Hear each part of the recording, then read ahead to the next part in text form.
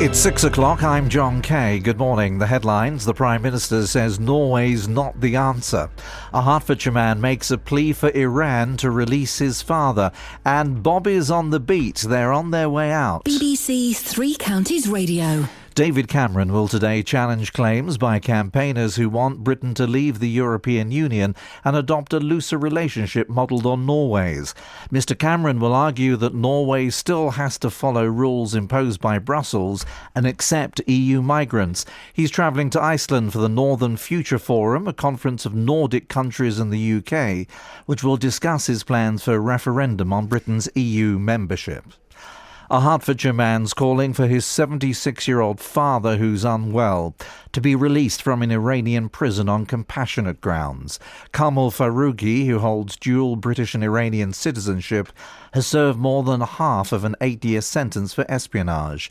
His son Kamran from Hertsmere says his family are desperate to see him. My daughters have grown up half their lives not seeing him, having seen him a lot when they were younger, and they keep asking when he's coming home. We don't have any answer to that question. The Business Secretary, Sajid Javid, will travel to Brussels later to discuss current pressures on the steel industry. He'll raise government concerns around cheap steel imports. Steel workers from several areas are expected to lobby MPs in Westminster this morning ahead of an Opposition Day debate on the issue.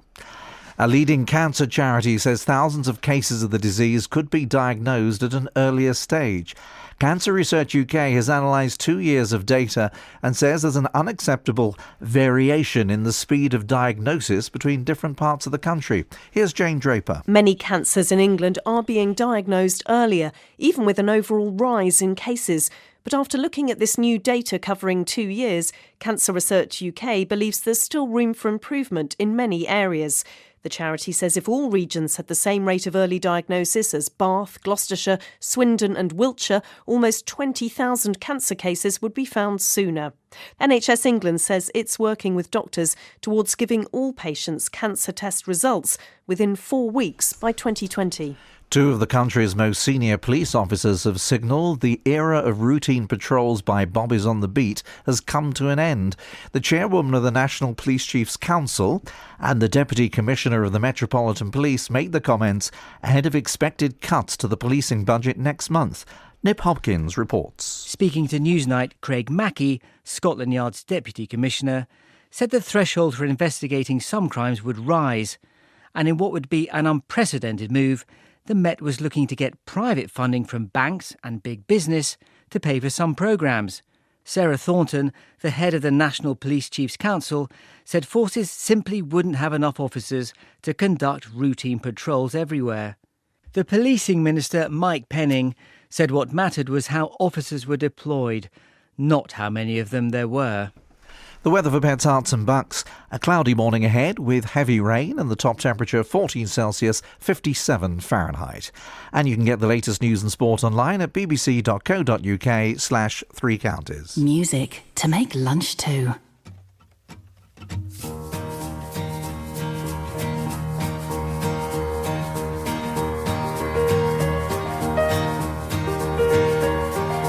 I see color bars when I come. Sergeant Rod broke the key off in the lock to where I come from. Sir, no sir, we have no power in the air. The battle's on the ground.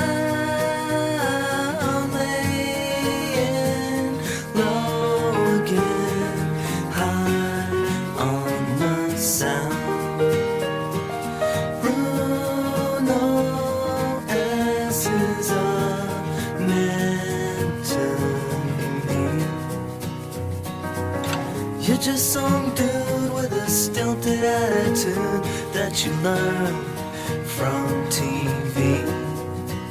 You'll undo, but I'll be connecting everything.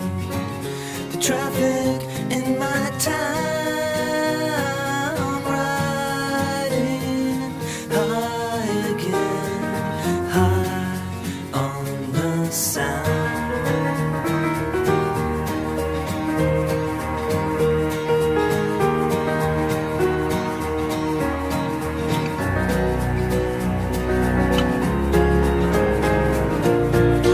listening for your afternoon. Music to make lunch to. Wanting me to ride into the sun. I ain't gonna go down, laying low again, high on the sound.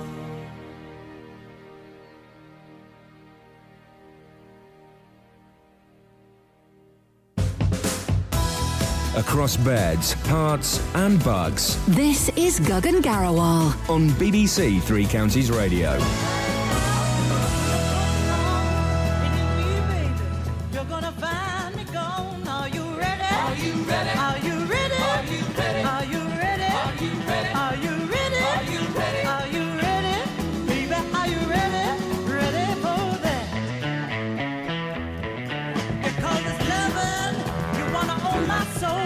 You better hang on to what you grab a hold. Are you ready? Are you ready? Are you ready?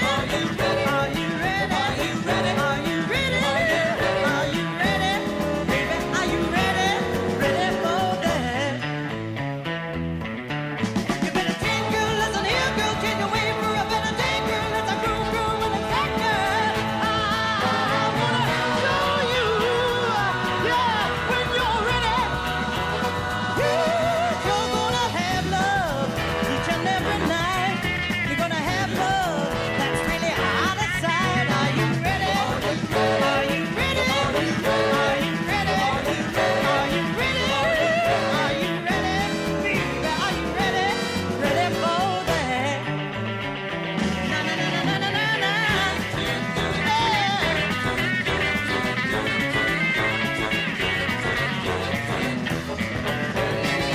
Yes, I'm ready. Yes, I'm ready.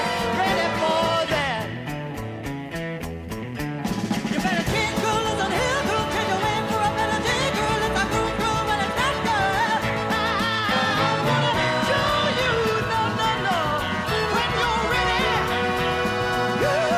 You're gonna have love each and every night. You're gonna have love that's really out of sight. Are you ready? Are you ready? Are you ready? Are you ready? Are you ready? Baby, are you ready? Ready for that? Yes, are you ready? Ready. Are you ready?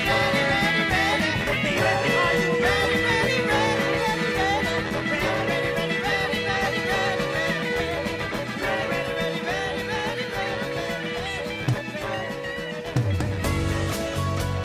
This is Iain Lee. On BBC Three Counties Radio.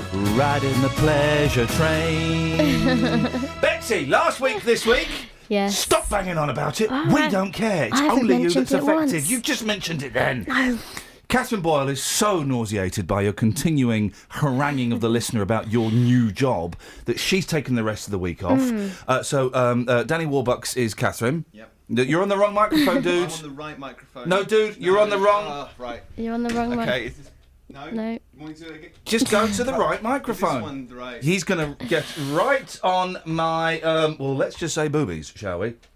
what let's a not even great say hair that. you have. Thank you so much indeed. Now, 03459 455 555. Today is the last day where you can call in with your tributes to Kelly Betts. You can do it. You can do it afterwards, but I'm putting the package together this afternoon. So, you know, I say putting the package together. What I mean is, I'm going to be just like putting clips over Coldplay karaoke. That's a package. Is it? Yeah. Flippin' heck, it turns out that what you lot do is a piece of cake. Mm-hmm. The Hertfordshire family of a 76-year-old man who's being held in an Iranian prison say they are worried about his health and are pleading for him to be released. Kamal Farougi holds dual British and Iranian citizenship and is over 4 years into an 8-year sentence for espionage, spying.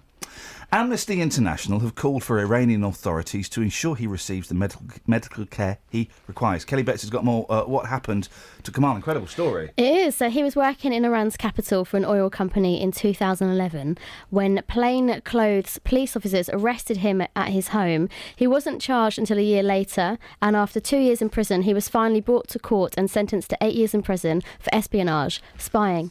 He has dual British and Iranian citizenship, but Iran does not recognise that status and regards him as an Iranian citizenship in full. Therefore, the British Foreign Office are having real problems getting access to him to provide the assistance that he needs. And on top of all this, as you mentioned, he's 76 years old. His health is deteriorating, and his family says he needs specialised care, which he's not currently receiving, despite being promised a full medical checkup by the Iranian authorities. He's been waiting 14 months for that to take place. His son Cameron and his family are desperate for him to get the medical care he needs. Play clip. My daughters have grown up half their lives not seeing him, having seen him a lot when they were younger, and they keep asking when he's coming home. We don't have any answer to that question. We just want him to come home and just live the rest of his life in peace with us.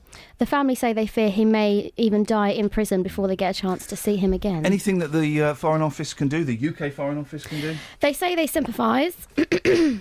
Sorry, apologise. We're all a little bit croaky today. I don't know what's going on, but we in no way mean to be disrespectful to the story. No, we're still of course a bit not. throaty. Unfortunately, they don't have the power to release him, though. They say they've been in regular contact with the family since 2013, when they were first made aware of the situation.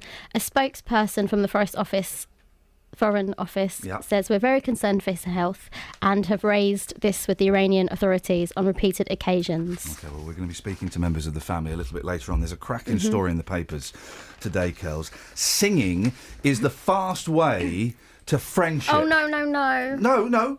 You don't need a group hug or a company away day. No, I've just realised what's about to happen. To bring you closer to colleagues, you just sing together. In fact, not only does singing break the ice, it helps people to bond more quickly than other activities. Now, you know, it's automatic when I talk with old friends. The conversation turns to girls we knew when their hair was soft and long, and the beach was the place to go. Yeah, now with suntan bodies and waves of sunshine and California girls and a beautiful coastline with warmed up weather, let's get together and do it again. Come and do it, ba ba ba ba ba ba ba ba ba ba ba. Are they the actual words? Ba ba ba. Dumby do run biddle bit high. I don't know this bit, hang on. With a girl the lonely sea looks good in moonlight. Makes your night times warm and out of sight. Been so did been so did been so hard. Hey now, you try singing 5 parts in one. Hey now, hey, come and do it again. Here we go. Well, I've been thinking about all the places we surfed and danced and all the faces we miss, so let's get back together and do it again. You missed me, come and do it, ba ba ba ba ba ba ba ba. Join in, Danny, ba ba. You're on the wrong mic, ba ba ba ba ba ba ba ba. Come on, Kelly. Now, putting into practice the research here, we should be closer friends. Well, I gave you full-on eye contact throughout all of that. Yep. You looked away quite a lot. I was playing to the whole crowd. It wasn't just you. Right, big crowd here tonight okay. at the Anaheim Stadium. 76,000. It's a capacity. It's a record for Anaheim. It's squashed. Are we closer? No, I think I like you less. Ouch. Travel news for beds, cards and bugs. BBC Three Counties Radio.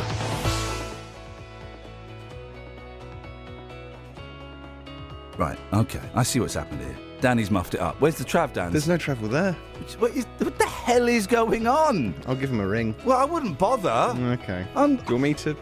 No, I'll tell you Okay. what. I'll just like a professional. I'll make sure nobody knows what the hell just happened. 6:15. Wednesday, Kelly Betts' last Wednesday. It's the 28th of October. She'll never again, unless we get a story that involves it, but hear me say the word February.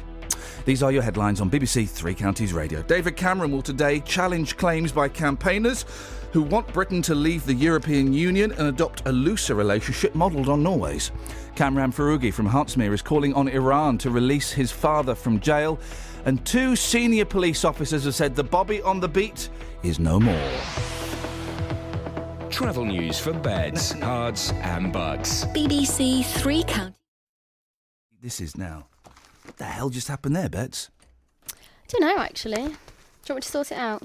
That's a crazy running order I've got there. It doesn't matter. We'll sort it out. What we're going to do. Whose running order is that? Yeah, no, that is yours, but it's. See what we're going to do. Don't worry. incorrect. Don't panic, Mr. Mannering. Don't panic, Mr. Mannering. 03459 455 555. This is Iain Lee. On BBC Three Counties Radio.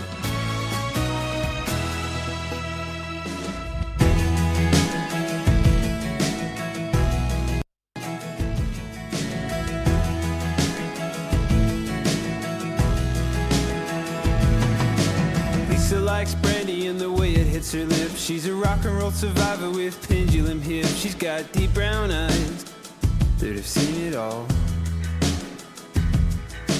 Working at a nightclub that was called the Avenue. The barman used to call her Little Lisa Looney Tune. She went down on almost anyone. From the hard time living till the Chelsea days. From when her hair was sweet blonde till the day it turned grey. She said Lifegoeson. You got more than money and sense, my friend. You got heart and you go in your own way. Lifegoeson.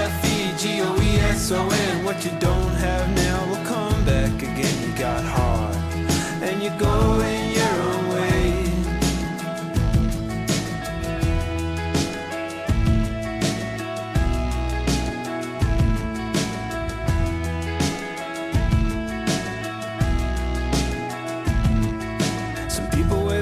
Like a map on their face. And Joey was an artist just living out a case. But his best work was his letters home. Extended works of fiction about imaginary success. When chorus girls and neon were his closest thing to friends. But to a writer, the truth is no big deal. And from the hard time living to the sleepless nights and the black and blue body from the weekend fights, you'd say Lifegoeson. Got more than money and sense, my friend. You got heart and you go in your own way. Lifegoeson. What you don't have now will come back again. You got heart and you go in your own way. On my last night on earth, I won't look to the sky. Just breathe in the air and blink in the light. On my last night on earth, I pay a high price to have no regrets and be done with my life. Lifegoeson. Got more than money and sense, my friend. You got heart and you go in your own way. Lifegoeson. What you don't have now will come back again. You got heart and you go in your own way. Lifegoeson. Got more than money and sense, my friend. You got heart and you go in your own way. Lifegoeson. What you don't have now will come back again. You got heart and you go in your own way.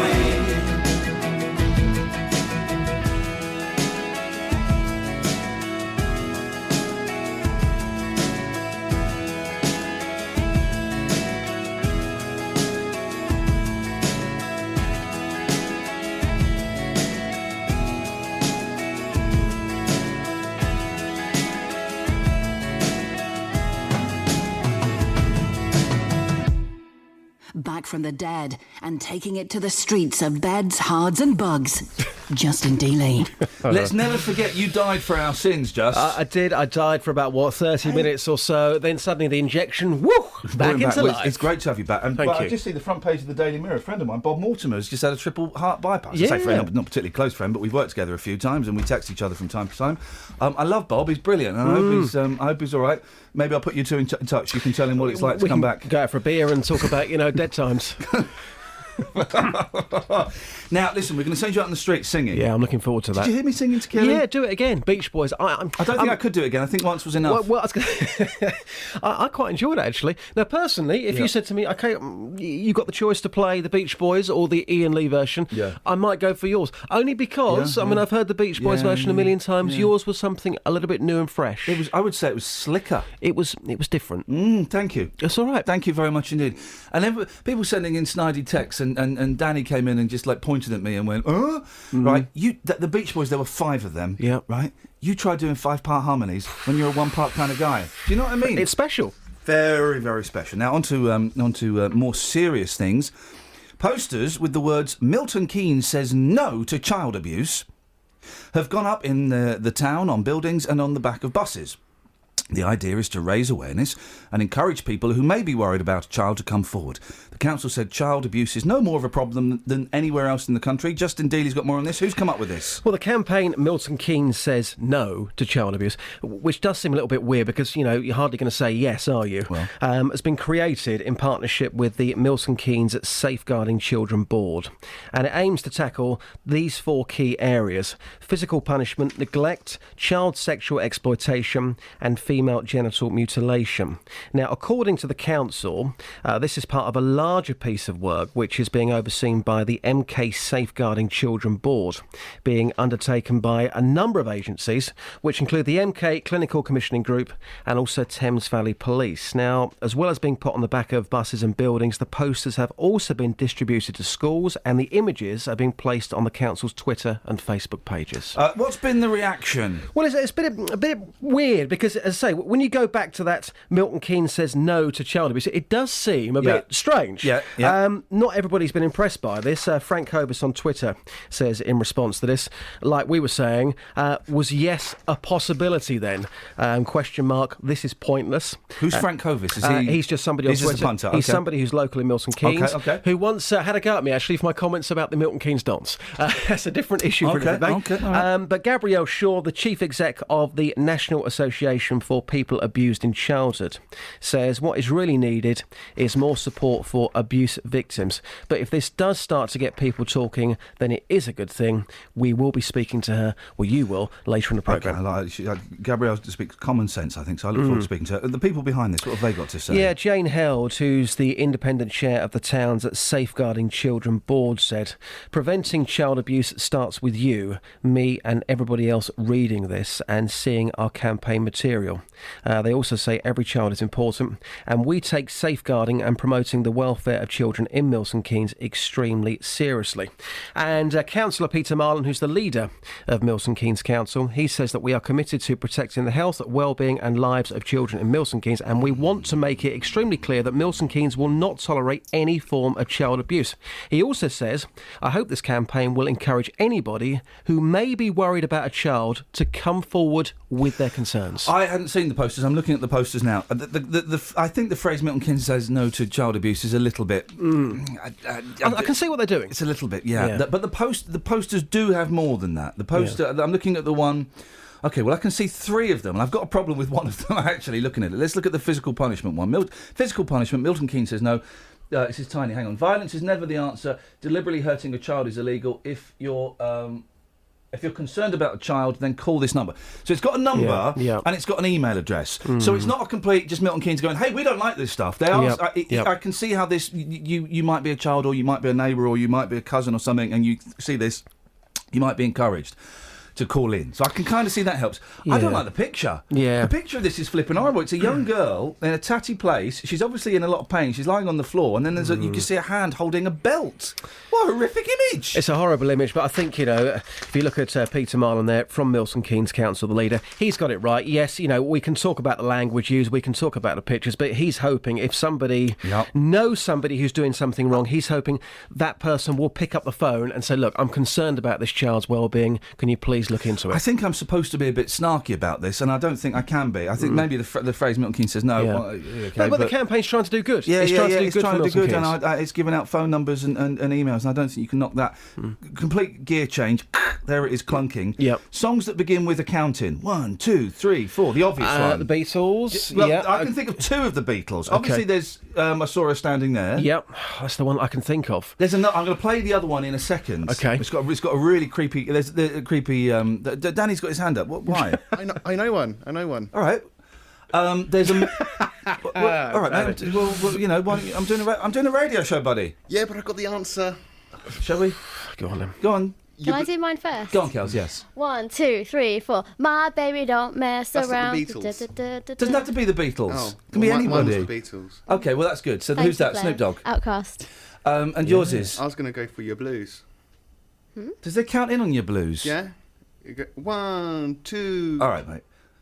Woolly Bully? Did I have one? I don't know. Yes. There's a do the count-in. Let me. No, it wasn't. I don't think Woolly Bully does. There's a Monkey song. You told me the first song, track one of Headquarters. They count in. They spent ages counting in because those guys are crazy. We could do that. 03459. Okay. This is the other Beatles one I was thinking of. Have some of this. Oh, hang on a minute. That's the wrong one. Hang on a minute. Woolly Bully, I'm sure, does have. I think it has numbers, but in a different language at the start. Oh, no, yeah. We can have different languages. I'm going to mess with the system. Hang on a minute. No, I've got. Oh, where's my blooming revolver? Because I want to shoot everybody. No, I don't. This is the one I was thinking of. 1, 2, 3, 4. 1, 2. Let me tell you how it will be. There's 1 for you, 19 for me. 'Cause I'm the tax man. Yeah, I'm the tax man. Should 5% appear too small? Be thankful I don't take it all. 'Cause I'm the tax man. Yeah, I'm the tax man. If you drive a car, I'll tax the street. If you try to sit, I'll tax your seat. If you get too cold, I'll tax the heat. If you take a walk, I'll tax your feet. Tax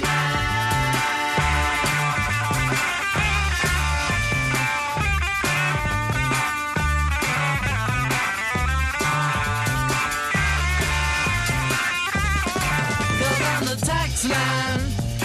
Yeah, I'm the tax man. Don't ask me what I want it for. If you don't want to pay some more. 'Cause I'm the tax man. Yeah, I'm the tax man. Now my advice for those who die, tax man, declare the pennies on your eyes, tax man. 'Cause I'm the tax man. Yeah, I'm the tax man. And you're working for no one but me.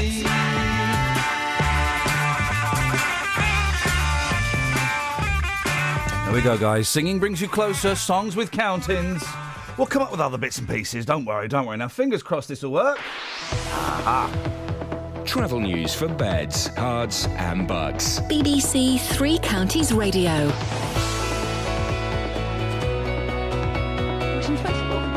And 25 for Enfield. That's because the vehicle's broken down. And on the A1, it's very slow southbound from the Holiday Inn towards the Stirling Corner as well. On the southbound M1, it's busy around Junction 10 for Luton Airport Spur Road, heading towards Junction 9 for Redbourne. On the speed sensors, it's also looking quite poor visibility because of the rain as well. In Ampthill on the A507, the bypass is closed in both directions between Station Road and Froghall Road for roadworks, so that could cause some delays around it. And on the trains, East Midlands trains have no service between Kettering and Leicester because of overrunning engineering works. Samantha Bruff, BBC Three Counties Radio. Thank you very much, Sammy. Across beds, hearts and bugs. This is BBC Three Counties Radio. It's 6:30, I'm John Kay. Cancer Research UK says almost 20,000 cases of the disease could be diagnosed earlier if all regions match the performance of the best. Kamran Farougi from Hertsmere has called upon the Iranian authorities to release his 76-year-old father from jail as he's unwell. Survivors from the whale-watching boat that capsized off the west coast of Canada say most of those on board were on one side of the top deck when a wave hit the other side, turning the vessel over. 5 British nationals were killed and an Australian man is missing. The weather, it's raining this morning, but it should be drier this afternoon. Three Counties Sports. BBC Three Counties Radio. Chelsea are out of the League Cup after being beaten 5-4 on penalties by Stoke at the Britannia Stadium. Last year's Footballer of the Year, Eden Hazard, who hasn't scored all season, missed the crucial spot kick. Chelsea manager Jose Mourinho says his players couldn't have done any more to win the match. I almost said the result is not the result we want, but I have no reason for not to be positive. I don't have a reason for not to be proud with myself and with the players. If some people likes to say that the players are not with me, watch this game and you know that they are with me or they are not with me. Arsenal are out of the League Cup, beaten 3-0 by Championship side Sheffield Wednesday. The defeat could prove even more costly to manager Arsene Wenger, who saw both Alex Oxlade-Chamberlain and Theo Walcott go off early with injuries. Both of them are muscular injuries, so you need to wait 48 hours in the scan to see how big the damage is, but they're of course out for the next game. When you lose 2 players like that, you look at your bench and you think, do I bring another experienced player on and risk to lose another one? Championship Hull are also through after beating Premier League Leicester in a shootout, while Everton also needed penalties to beat Norwich. Tonight, Liverpool host Bournemouth with manager Jurgen Klopp still looking for his first win. Daniel Sturridge again misses out with injury. Manchester City take on Crystal Palace, Southampton play managerless Aston Villa, and Manchester United are at home to Middlesbrough. Great Britain's women have won a first-team medal at the World Gymnastic Championships after claiming bronze in Glasgow. Ellie Downey was left particularly pleased with her vault performance after an error on the bars. I had that mistake and I just knew after qualifications I had a mistake and I let it all go away really, so I knew I had to pull myself together and try and do the best I can for the team, and I'm in absolute shock, I can't believe it. At the IPC Athletics World Championship, Britain's Jo Butterfield claimed a second medal. In Doha, having already won gold in the club throw, she took bronze in the T51-52 discus final. This afternoon, Paralympics champion Richard Whitehead, Hannah Cockcroft and Alla Davis also go for gold. That's Three Counties News and Sport, and I'll have more for you at 7.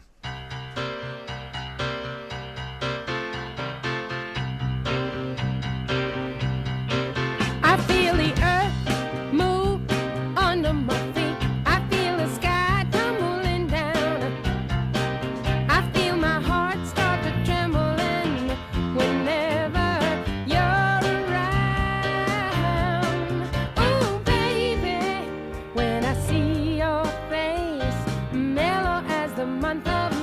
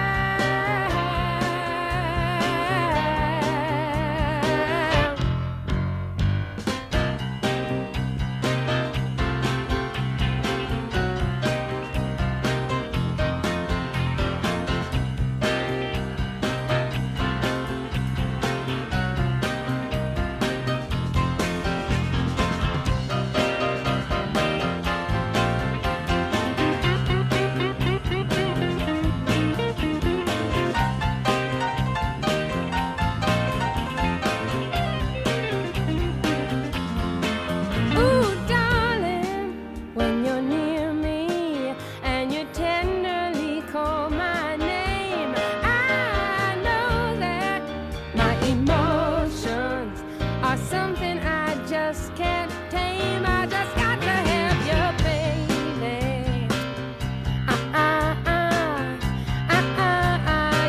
Yeah. I feel the earth move under my feet. I feel the sky tumbling down, tumbling down. I feel the earth move under my feet. I feel the sky tumbling down, tumbling down. I just lose control down to my very soul. I get hot and cold all over, all over, all over, all over. I feel the earth move under my feet. I feel the sky tumbling down, tumbling down. I feel the earth move under my feet. I feel the sky tumbling down, tumbling down, tumbling down, tumbling down, tumbling down, tumbling down. I will.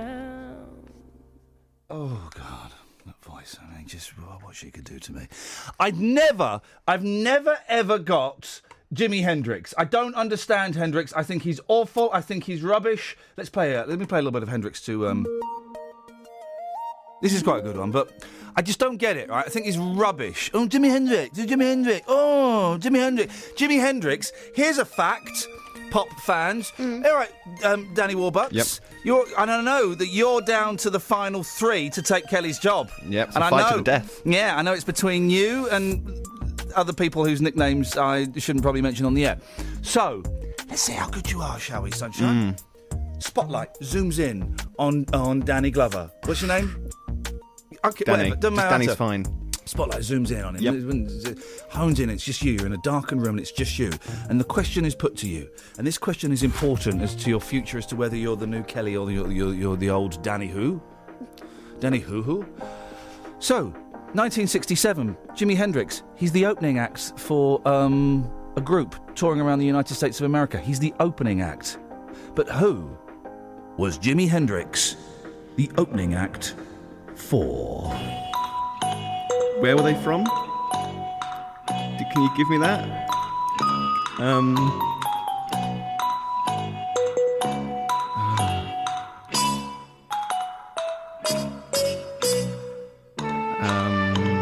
Bob, no. No. What's the...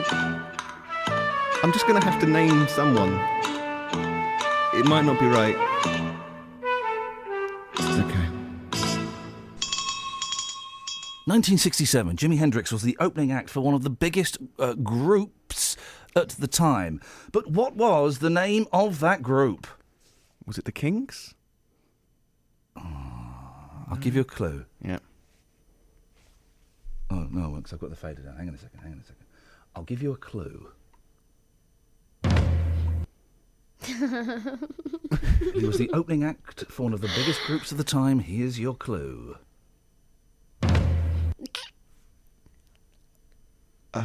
Danny, this is your. Come on, one more time. Okay, I'll give you a clue. It doesn't help. I don't know that.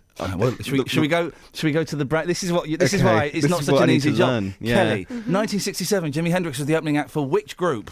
The Monkees. Ladies and gentlemen. I was actually going to say that. What did you would? No, because I thought it's you. So. Weren't they furious at how great he was? No. They were. Hendrix was furious that everyone was going, "We want Davey! We want Davey!" So the Monkees asked him to open for them. They saw him at a tiny club. So there's, they're playing to 11-year-old girls who are screaming, "We want Davey!" and he's going, "Fuck's air!" and using his guitar as, let's be honest, a penis extension. 12 dates into it, they're screaming, "We want Davey." He stops Foxy Lady, he flips them the bird and chucks his guitar on the stage and walks away. So we'll do it again, Danny. Okay. Right? Okay, we'll do it again. Because I like you. Okay. I like you. I want you to do well in life, son. That's all right? good. At the moment, you're in a fast track to Nothingsville. You're on a slow train to Loserville, USA. And I want you to get off that train and get to Success City. So we'll try it again. 1967, Jimi Hendrix was the opening act for which group? And I'm going to give you a clue. No, sorry. Unbelievable. Siamo noi e la gente ci guarda ed amico un po'. Ci chiamano i monkeys, siamo meno matti di chi si crede più intelligente di noi che la pensiamo così. Comunque parliamo, non è giusto mai, c'è sempre qualcuno che ne sa più di noi. Ci chiamano i monkey, siamo meno matti di chi si crede più intelligente di noi che la pensiamo così. Ci chiamano i monkeys, ci chiamano i monkeys. Anyway. Ci chiamano i monkeys. Anyway. Ci chiamano i monkeys. Anyway. Ci chiamano i monkeys. Oh, shut up. So Hendrix is Bobbins, right? And I'd never understood the fascination with Hendrix. I think he's absolutely awful, just terrible guitarmanship. He can't play a tune. It's all a bit wobbly and a bit, you know. I've got stuff on all of my my faders. Am I meant to have stuff on all of my faders? It doesn't. My screen doesn't normally look like that. Is what I'm trying to say. Thank you.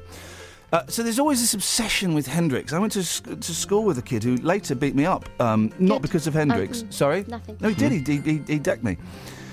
Hendrix's bedroom will open to the public. Crying out loud. Is that right? Did he die in his bedroom? No. No, he didn't die in his room. Well, He where did he die? In his house. Where was he? Someone else's house. You seem to know lots about it. I Have the do. police questioned you? I love Jimi Hendrix. Why did Dennis? Yes. Do you love Hendrix? No. He was rubbish, wasn't he? He was, yes. Jimi Hendrix Tell you is... what, that young fella, What? I bet he looked daft in a skirt. Sorry?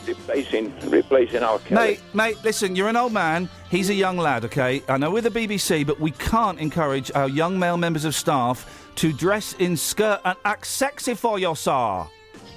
Well, very good, very good. But very good indeed. Very good indeed. So, Kelly doesn't wear skirts. She wears trousers. Jimi Hendrix's... She wore a dress yesterday. What? Jimi Hendrix's London home is set to be opened to the public. Oh, I've been there. So have I. He shared... Have I got this right? Didn't he share a home with Mozart? At the same time?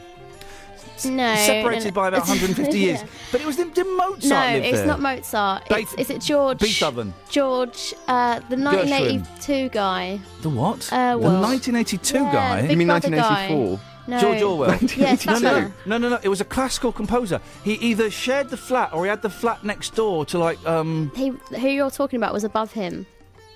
Sorry, musically, yes. No, we're talking about Jimmy's they have the flat same was flat. like the middle floor, and above him was the composer. You mean? Beethoven? I can't remember. Oh, who was it? I've been there. I saw. Well, you're still there. Right. The top. I would rather. No. So who was? You're saying that the. You're saying that the guy was above him. Incorrect data. The top floor of the legendary US guitarist's flat will open in February. There you go. You got a free one. Yeah, but that wasn't it. That's not where he lived. He didn't live on the top I floor. went and saw a show in there. Starring Alistair McGowan, the hook-nosed impressionist, where he imagined what it would have been like if Beethoven and Hendrix they were in the same flat. It was the same flat. Otherwise, the McGowan play was based on a flawed premise because he imagined what it would have been like if they both. Oh God, I'm even boring myself.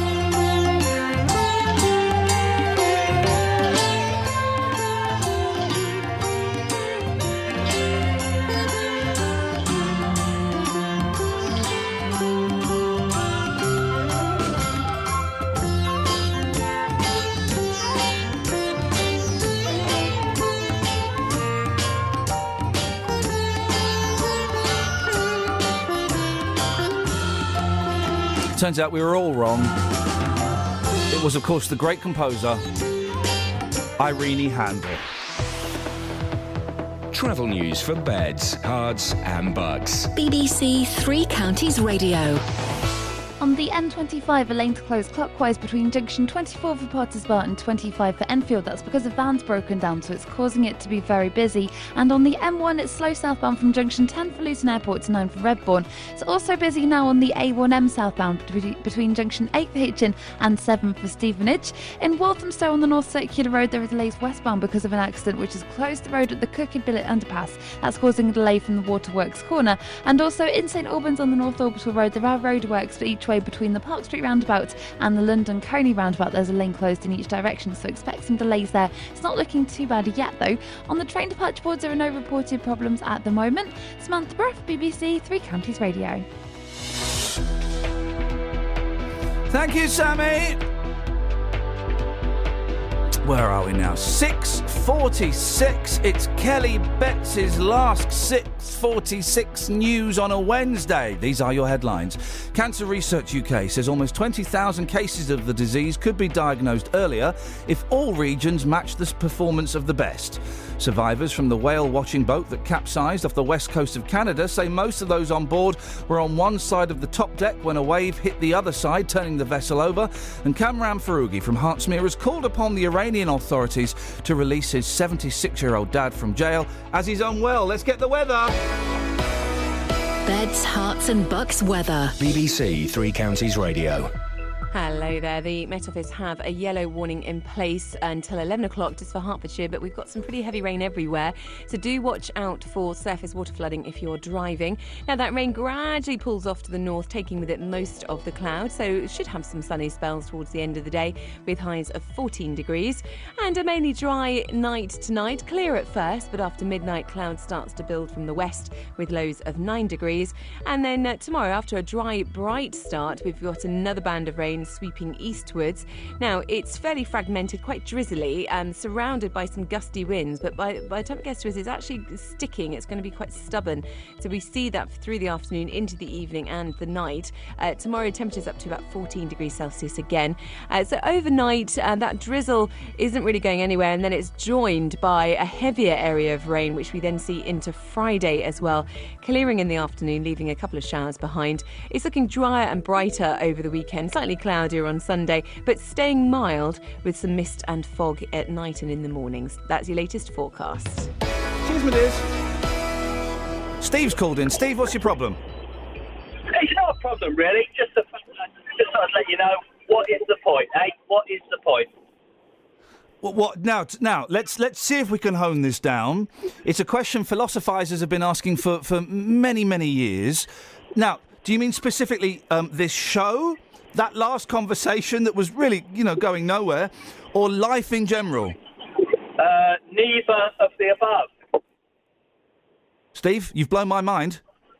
Yep. What is the point in me bothering listening anymore when Kelly pops her clogs? Well, now, and I have to clarify, Steve, for, and we are considering opening up a hotline for, like, when Take That split up. Kelly is not technically dying. She's going on to another job at BBC Coventry and Warwickshire where she's in charge of catering. But she will be, Steve, she will be dead to me. Yes, that's correct. Yeah, so hence my point. What is the point? There isn't, is there? There isn't, no mate. Point. We have decided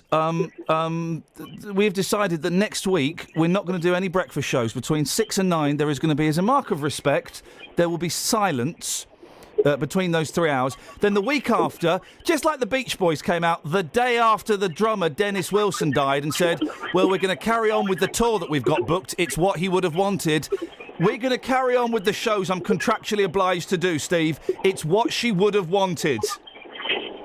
I think you're right. I think it's a fantastic idea. Thank you very much indeed. Do me a favour, just keep me near.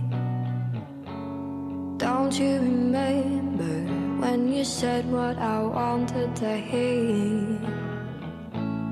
I'm not so clever, but I know it's real. If I lived without you, I don't know if I'd ever heal. Where are we now? You've got me thinking. Where are we now?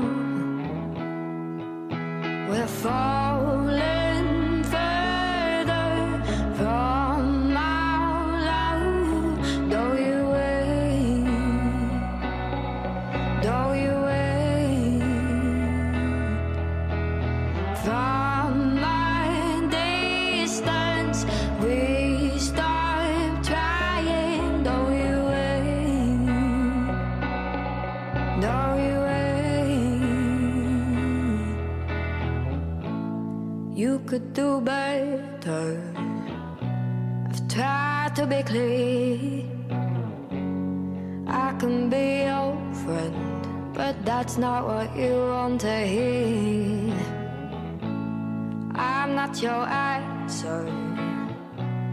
In time you'll see. You have a future where you won't need to love me.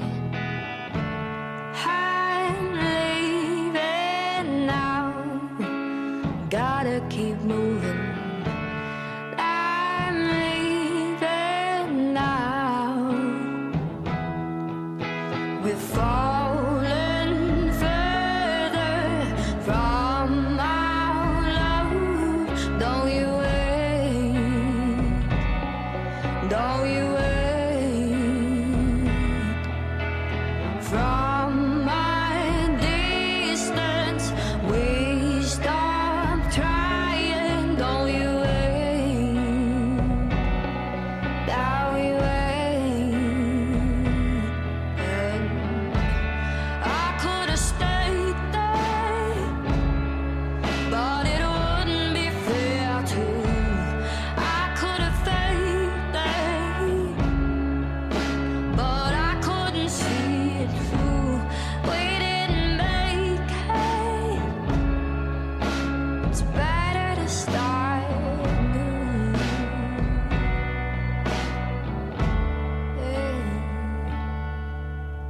Falling further from our love. Don't you wait. Don't you wait. From my distance, we start trying. Don't you wait. Don't you. She sing funny, this lady, isn't it? Oh, you're why.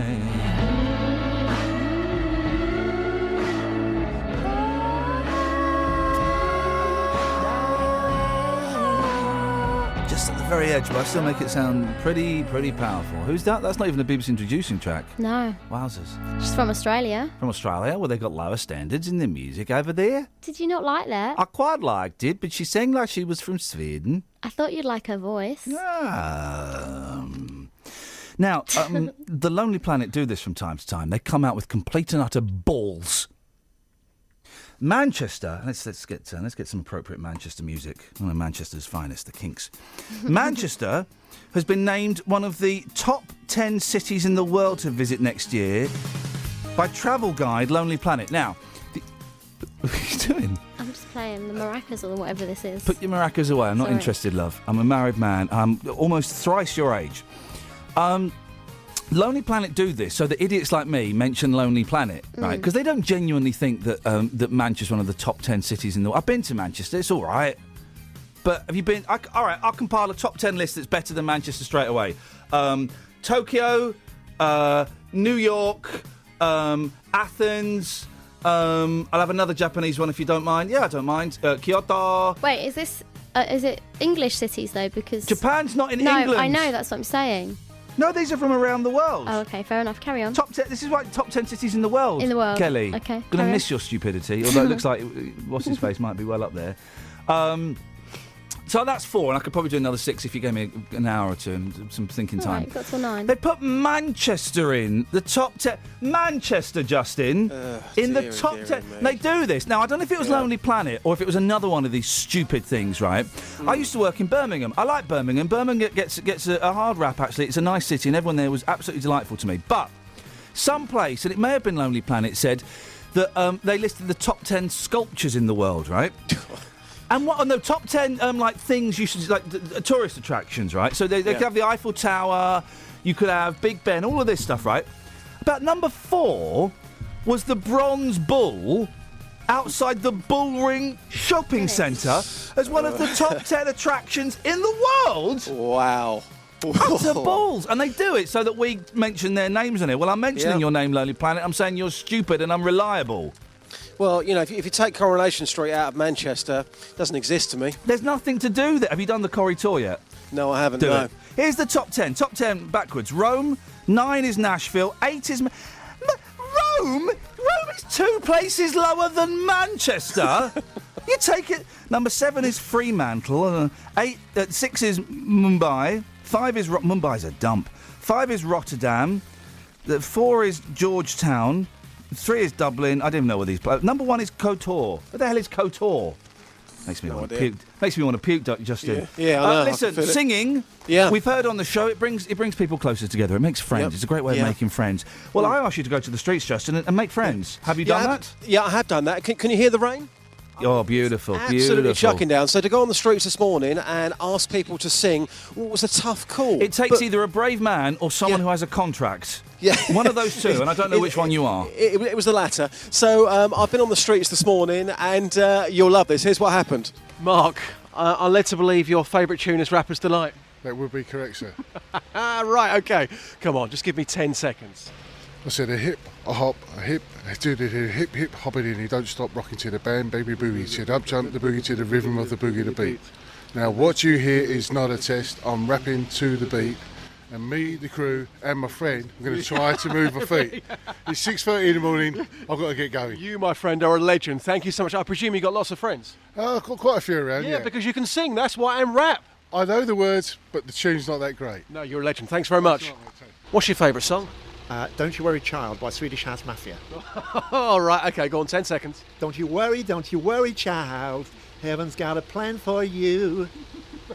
Now, this report says if you sing, it's an easy way to make friends. You obviously can sing a little bit. I presume you got lots of friends. Until I sing and then I lose them all. They all run away quickly. Hey, Javid, that's the wonder of... Oh, you... OK, mate. Thanks very much, yeah? Thank you, OK. Here's the thing, Justin. I know we have a lot of Asian listeners to this show, right? 03459 455 555. I grew up in Slough, so we had loads of... it was primarily Indian kids, quite a few Pakistani kids, a few Bangladeshi kids. And Elvis Presley, right, is massive in Asian families. Whenever I would go around to my Indian mate's house for tea, right, there was a picture... of I think we've lost. Has Daly disappeared? Is he gone? Oh, he's there. Sorry, you're on the right one. I go around to my Indian mate's house for tea. They'd always have a picture of Elvis up on the wall. I know, it's incredible, isn't it? I mean, are you thinking the Asian megamix? I don't know if I am thinking that. Are you thinking it? I'm thinking it. I'm thinking it with trepidation, partly because I don't know what it means. That means we go onto the streets and we have lots of people singing Elvis Presley songs. I'm thinking no. Travel news for beds, cards and bugs. BBC Three Counties Radio.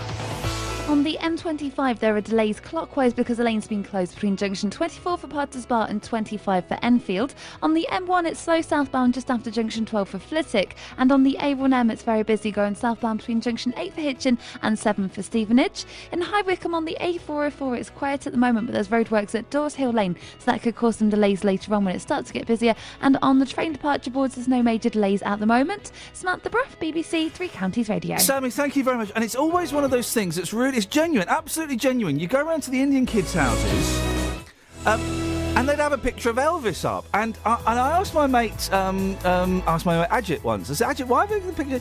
He said, oh, it's because my mum thinks he was a bit Indian. Is there any truth in that? We'll take your calls on it after this. Here's the news. Local and vocal across beds, hearts and bucks. This is BBC Three Counties Radio.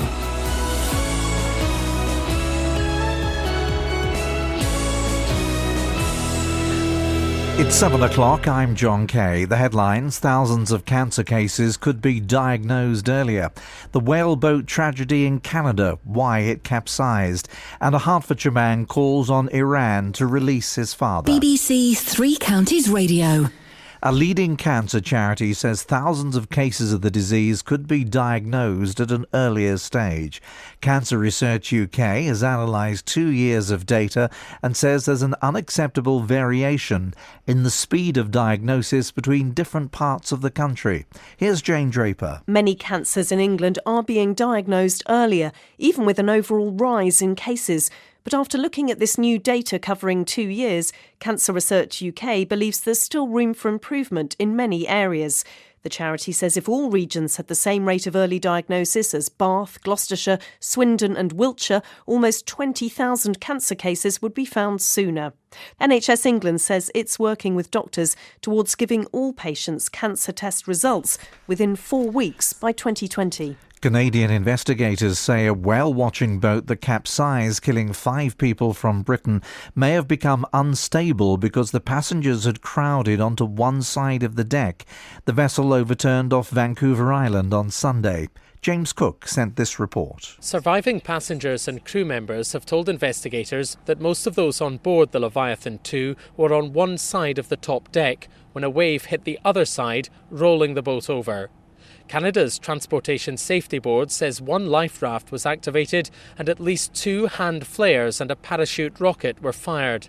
The operators of the boat say there was no time to issue a Mayday distress call. 5 Britons drowned, and divers who've been searching for an Australian man say his family saw him sinking below the waves, apparently unconscious. A Hertfordshire man's calling for his 76-year-old father, who's unwell, to be released from an Iranian prison on compassionate grounds.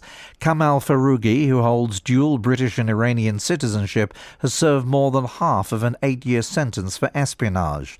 His son Kamran from Hertsmere says his family are desperate to see him. My daughters have grown up half their lives not seeing him, having seen him a lot when they were younger, and they keep asking when he's coming home.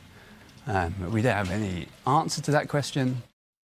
2 of Britain's most senior police officers have said there'll be significant changes in the way forces operate because of budget cuts expected next month. The head of the National Police Chiefs Council, Sarah Thornton, suggested that the era of routine patrols by bobbies on the beat was coming to an end. And the Deputy Commissioner of the Metropolitan Police, Craig McKee, said that banks and other big businesses could help to pay for investigations, particularly into cybercrime. I think we'll have to look at completely different models. There's been a lot of talk as we start to step into this world. Why could we not work with industry to fund some of the work we do? And they can help in paying for that. Now, there are all sorts of ethical challenges and hurdles along the way. But one of the things a challenge of this size and scale does is force you to think differently. The weather for Beds, Herts and Bucks. A cloudy morning ahead with heavy rain. Sunny spells expected this afternoon. The top temperature 14 Celsius, 57 Fahrenheit. And you can get the latest news and sport online at bbc.co.uk/3 counties.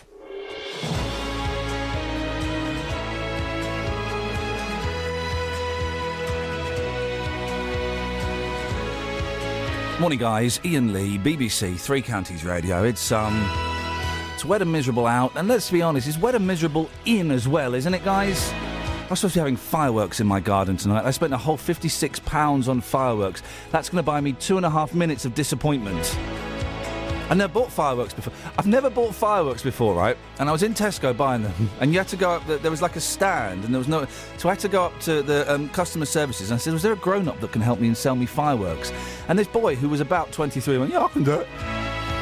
And then and I was genuinely had a thrill as I was buying these fireworks. I felt very naughty. I was the generation that was brought up on the advert of that girl with a big bandaged hand because she picked up a sparkler the wrong way round. Idiot. And this guy was getting this, but what fireworks do you want? I said, oh, God, blimey. My mum's going to tell me off if she finds out I'm doing this. What do you mean? It's because I feel a bit... What fireworks do you want, please? I've got to go. It's a very uncomfortable moment. And now it's peeing it down, so I'm not going to be able to set them off. Songs with countings, and just why do Asian people love Elvis Presley so much?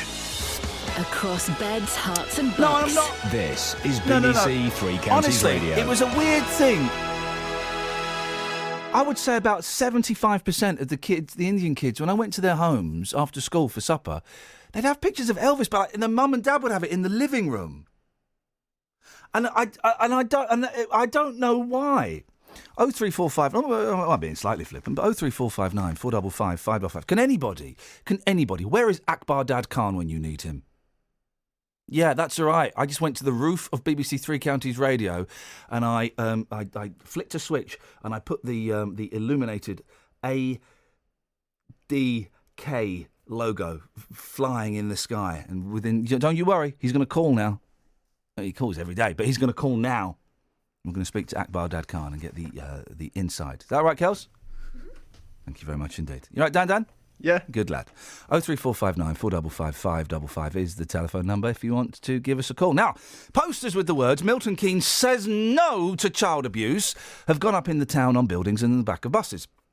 The idea is to raise awareness and encourage people who may be worried about a child to come forward. The council said child abuse is no more of a problem than anywhere else in the country. Some people on Twitter have got a bit snarky about it and said, well, what, is Milton Keynes going to say yes to child abuse? What town says yes to child abuse? And I think that was what I was supposed to be doing. But I've seen the posters, and I can't really get snarky about it. Gabrielle Shaw is the chief exec of NAPAC, the National Association for People Abusing Childhood. Gabrielle, it's always, well, I say pleasure to talk to you. We talk about, pretty grim stuff, but it's always nice to get your valued input. Have you seen these posters?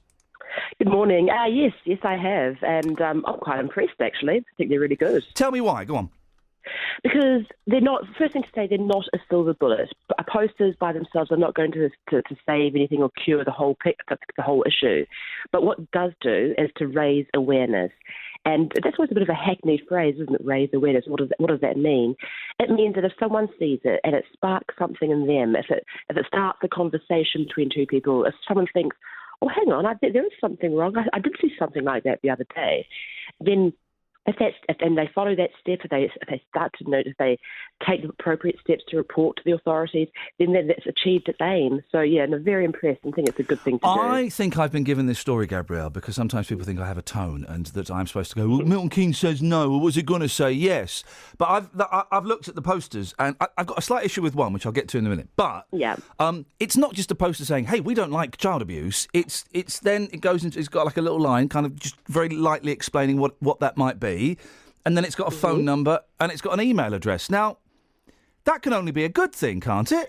Oh, absolutely. And I can see the point. If it had just been Milton Keynes says no, and that's it, well, then I too would be going, well, what's the point to that? But this is leading to action. It's actually giving people the information they need, because if there are concerns, because they're worried about children in various situations as opposed to describe, there's actually a concrete step to go down and follow. And surely that can only be a good thing. I tell you the one I don't like, and it just makes me a little bit uncomfortable. I suppose it's meant to, but I don't know if you've seen the one. There's one about female genital mutilation. There's neglect, and there's the physical punishment one.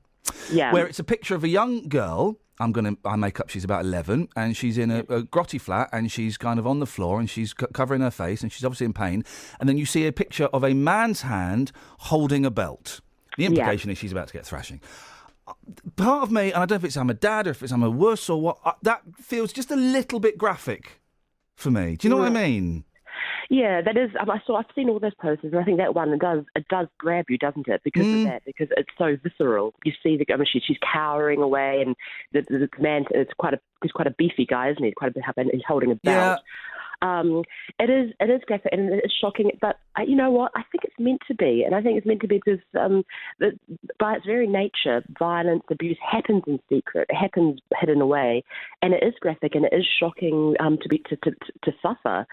So I think if that does grab your attention, I think well, yeah, it is close to the bone. But then, so that's what physical violence is. I think for a lot of people who think that violence is the answer and that that it's okay to hit a child, this rightly grabs your attention and challenges that view. I'm just reading. I don't know who wrote these questions. The way this show works, Gabrielle, is I come in and there are a few kind of suggested questions, and I kind of use them as a springboard. And I've not for this conversation, but I'm looking at these questions that are here, and I am supposed to have a tone about this. I think I am supposed to be a bit. This is a bit. Short. One of the questions is, aren't we all a bit abused out? Isn't this too much? I mean, that's crazy.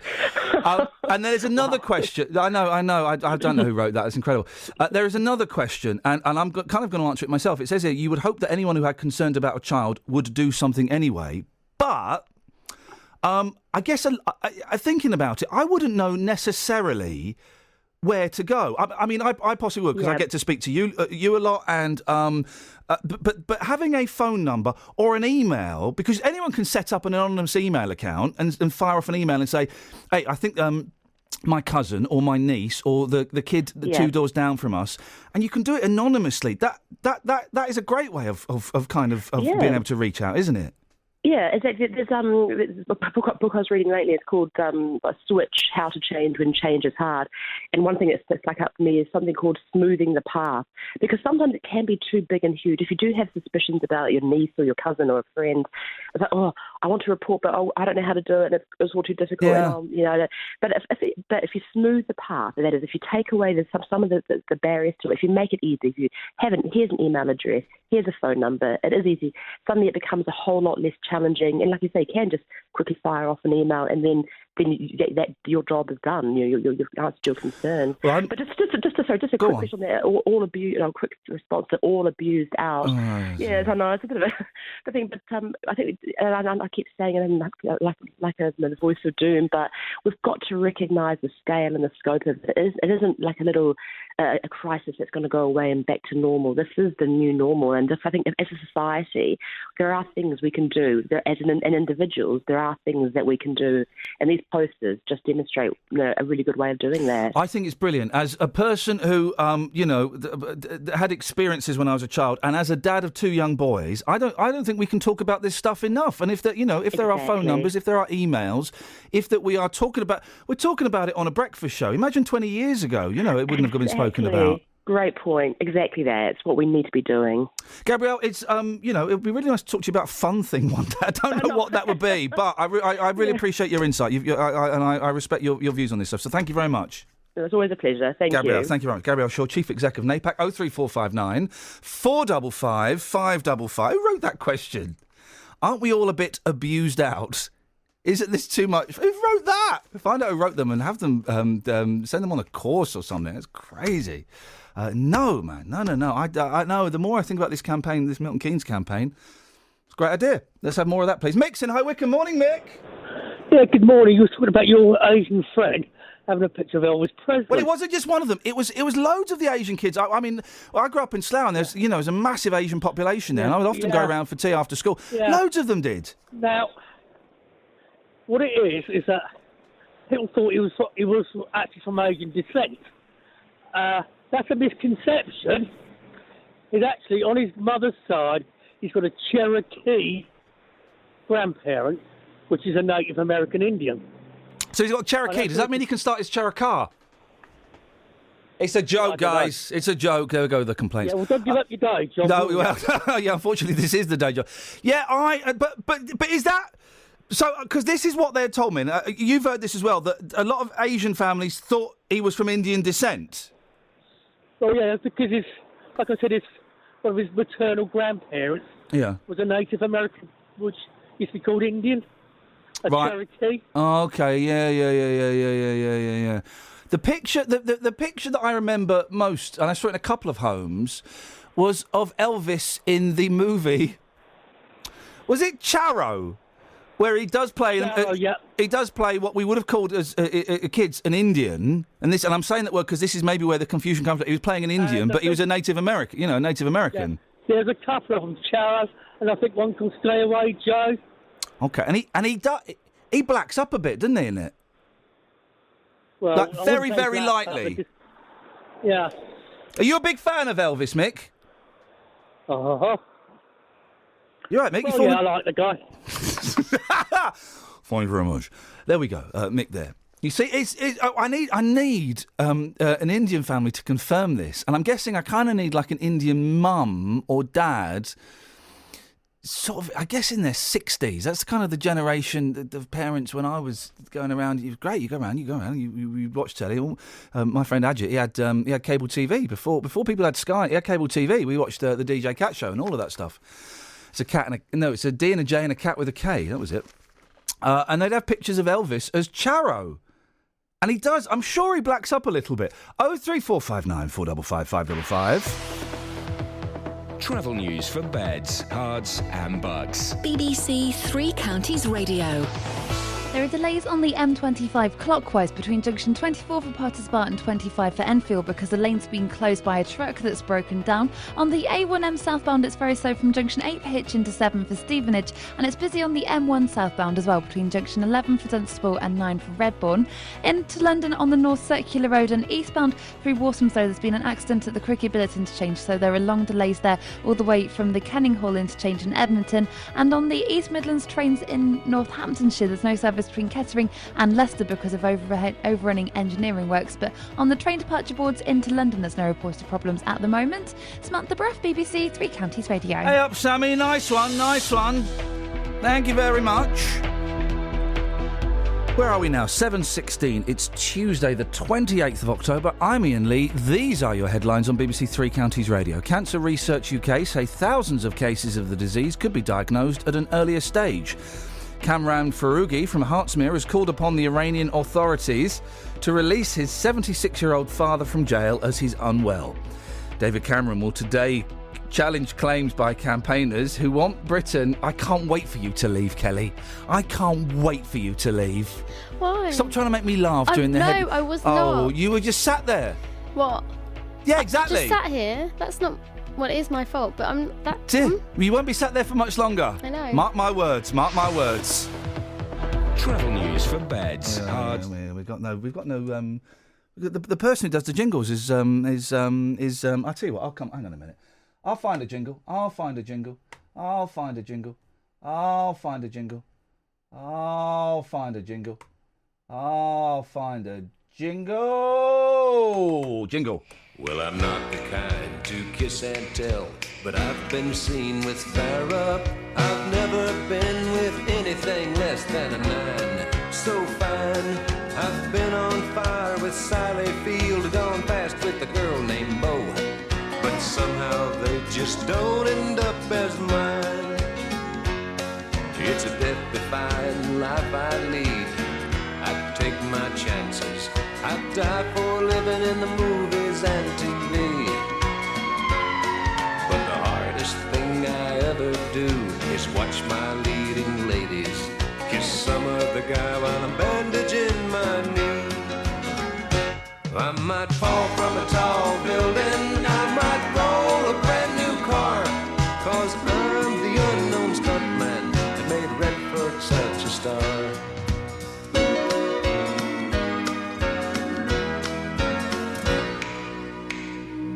I've never spent much time in school, but I taught ladies plenty. It's true, I hire my body out for pay. Hey, hey, I've gotten burned over Cheryl Teague's, blown up for Raquel Welch. But when I wind up in the hay, it's only hay. Hey, hey, I might jump an open drawbridge or Tarzan from a vine, 'cause I'm the unknown stuntman that makes Eastwood look so fine.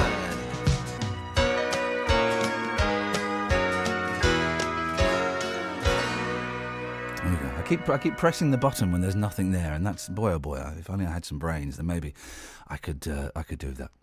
Now, the Hertfordshire family of a 76-year-old man who's being held in an Iranian prison say they're worried about his health and are pleading for him to be released. Kamal Foroughi holds dual British and Iranian citizenship and is over 4 years into an 8-year sentence for spying, basically. Amnesty International have called for the Iranian authorities to ensure he receives the medical care that he requires. Well, Bahara Davis is the Iran researcher for Amnesty International and joins me now. Did I get your name right, Bahara? Yes, that's correct. Thank you very much indeed. Now, tell me more about Kamal Foroughi. When was he arrested and what was the situation leading up to it? What do we know? Well, Kamal Foroughi was arrested in May 2011, and the trial that resulted in the imprisonment sentence against him was unfair. There were various due process issues. When he was arrested, he was not shown an arrest warrant. He was not told why he was being arrested. He was then taken to Evin prison, where he spent periods of time in solitary confinement without access to a lawyer or his family members. He was not formally charged until a year after his arrest, and even then, he was not given information about his charges. he was only allowed to see a lawyer a day before trial in early 2011, which meant that he did not have sufficient time to prepare his defense. And there was also a period of time for several months after his sentencing when he was denied any contact with the outside world. Unfortunately, some of these concerning issues persist to date. Kamal Foulouri has very limited access to his lawyer. He's not allowed to write or receive letters from his family members who live in the UK, which restricts their communication possibilities. And he's not permitted to receive any British consular assistance.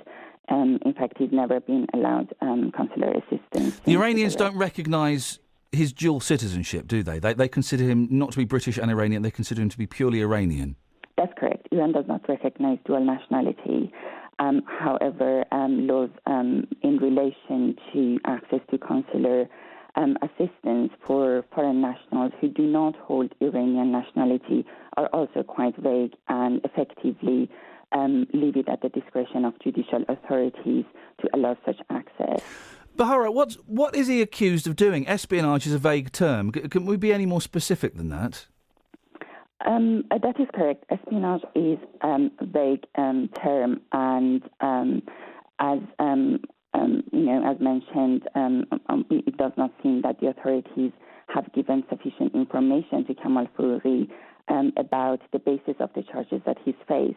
It is also a problem in Iranian laws where generally provisions that relate to national security offences are overly broad and vague, and that effectively allows the authorities to interpret them as they wish to and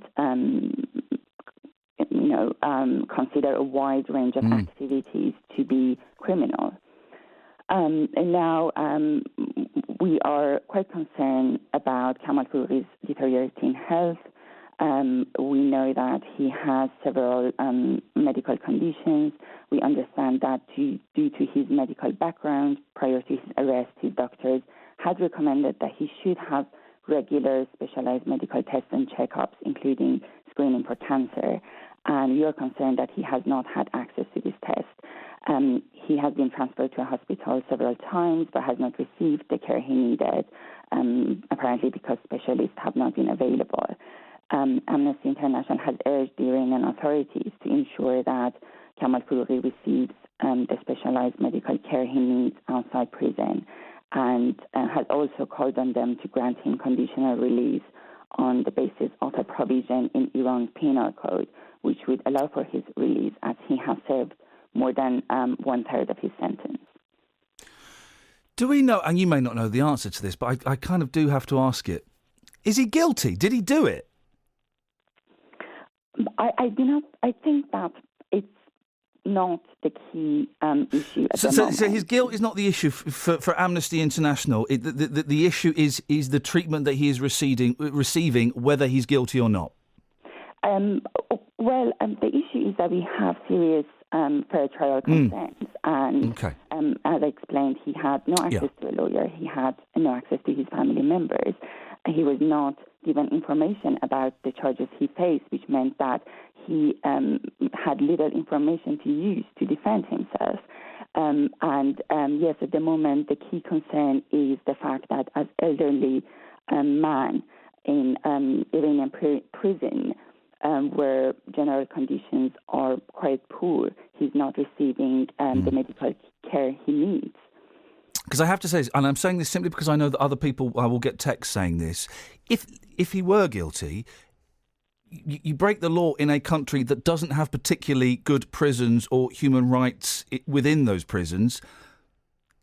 Tough. Some people might say, I'm not necessarily saying that's my opinion, Bahara, but do you understand? Some people might say, well, if he did break the law in Iran, well, he has to face those consequences. What would you say to those people? International human rights standards, including those that relate to fair trials, are universal. And it does not matter what offence someone has committed. Regardless of the offence that they have committed, the authorities in all countries are bound by international law to ensure that everyone receives a fair trial, that everyone is protected against torture and other ill treatment, and that everyone who is detained or is in prison receives adequate medical care. So international law does not, say that because in this country that's the general situation, so individuals should not get into trouble. The obligation is on the authorities to ensure that they uphold the international obligations that they basically accepted. Bahra, I've kind of been following this. I have a little awareness, but what are relationships like between the UK and Iran now? And have the British government made any moves towards helping Kamal? We understand that the countries have resumed some relations recently with the opening of the embassies. And we have seen in the media that the British authorities have urged the Iranian authorities to ensure that Kamal Fourie is given the adequate medical care he needs and is treated well. Okay. Really interesting talking to you. Thank you very much indeed, Bahra Davis, the Iran researcher for Amnesty International. Local and vocal across beds, hearts and bucks. This is a good one, guys. BBC Three Counties There's Radio. A good one. Must remember to do this. This is brilliant, right? The Daily Mail really is playing a blinder today. First of all, Andrew Pearce, who's got to be one of the snarkiest. I'm not going to say journalist because he just has really nasty pops at people. He had a pop at Corbyn the other day because he lives in a nice house. He's having a pop at some other people today because they live in a nice house. Where is he? He's talking about the Lords that voted against the tax credit changes. The ones that voted against it. So the ones that had, it could be argued, the ideals of the poorer people, we're working for the poorer people. And he's gone, this is Andrew Pearce. This is a roll call of the peers who helped torpedo the government's cuts to tax credits. Several have distinctly checkered backgrounds and, unlike George Osborne, not one has any democratic mandate for tactics. So he picks out 9 lords that voted against the changes to the tax credit things. The first one, Baroness Meacher, who I've met. And it's delightful. I met Baroness Meacher. Absolutely, she had a urine infection when I met her. She kept telling me. And he's labelled it number 1, cannabis campaigner. Baroness Meacher, 75, crossbencher, whose amendment defeated the government. A one-time social worker and employment advisor to the Russian government. She was chairman of the All-Party Parliamentary Group for Drug Policy Reform, an advocate of decriminalising hard drugs. She has said some drugs are a good deal safer than tobacco and alcohol, and it may be a very good thing if teenagers stopped getting drunk and took some types of legal highs instead.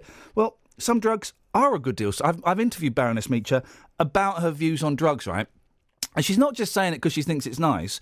She has overseen tons and tons of research into drug laws and why she thinks they are flawed.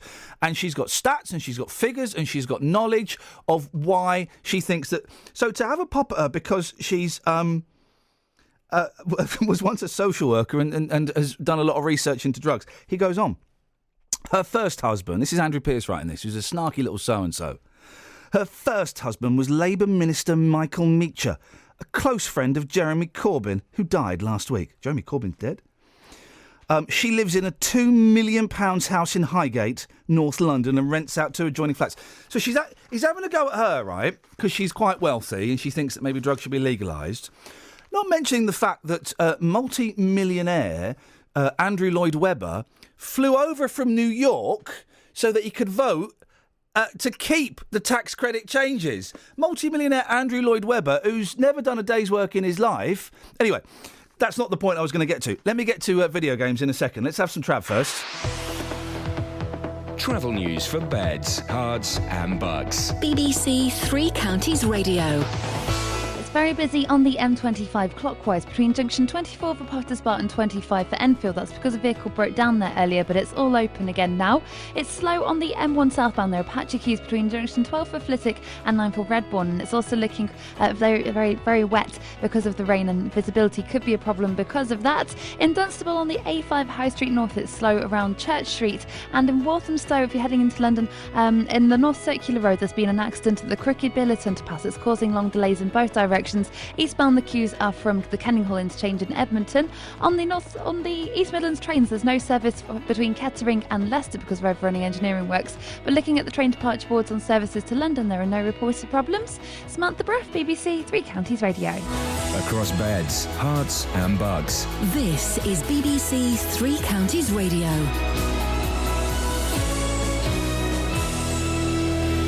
It's 7:30, I'm John Kay. Canadian investigators say a whale-watching boat that capsized may have become unstable because the passengers had crowded onto one side of the deck. The vessel overturned off Vancouver Island, leaving 5 British nationals dead. Kamran Farougi from Hertsmere is calling upon Iran to release his dad. Kamal Farougi, who holds dual British and Iranian citizenship, has served more than half of an 8-year jail sentence. Cancer Research UK says thousands of cases of the disease could be diagnosed at an earlier stage. The weather, heavy rain this morning. Three Counties Sports. BBC Three Counties Radio.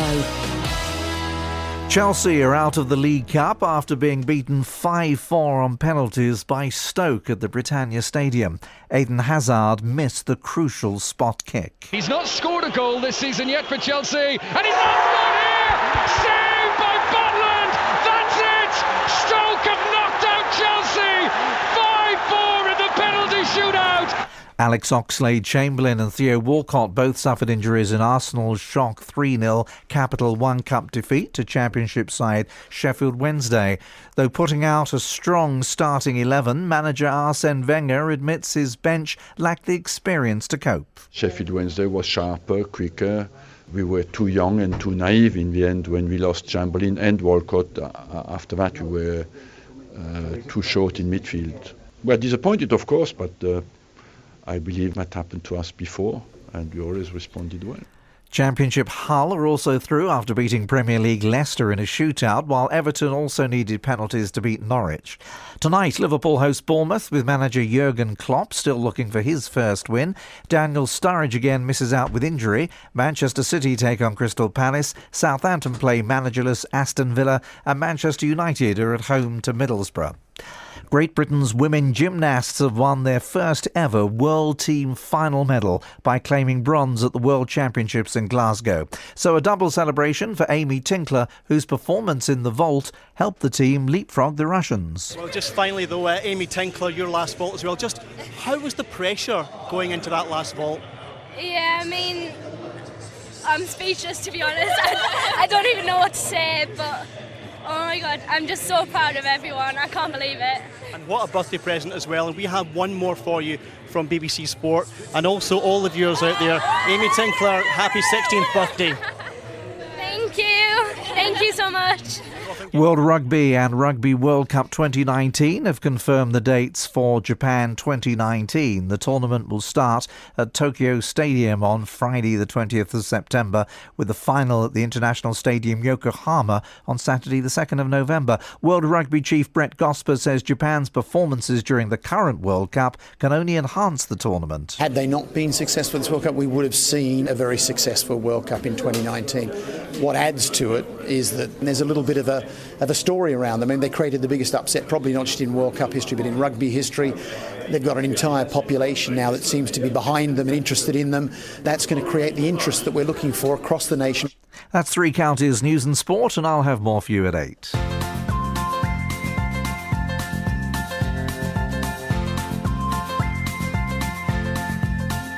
There's a voice that keeps on calling me down the road. It's where I'll always be.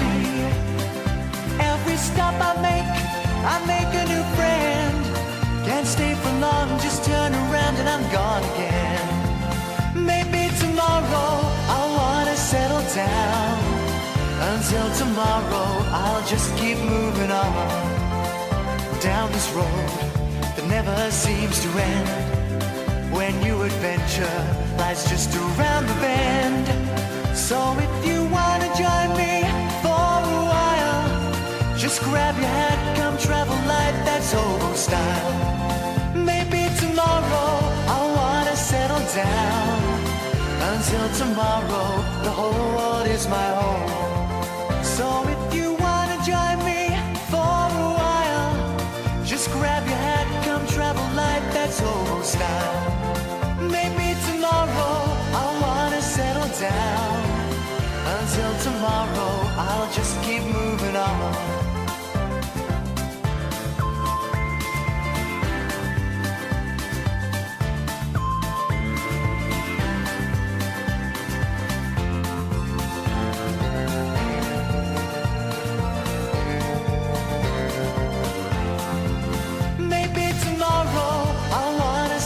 Down.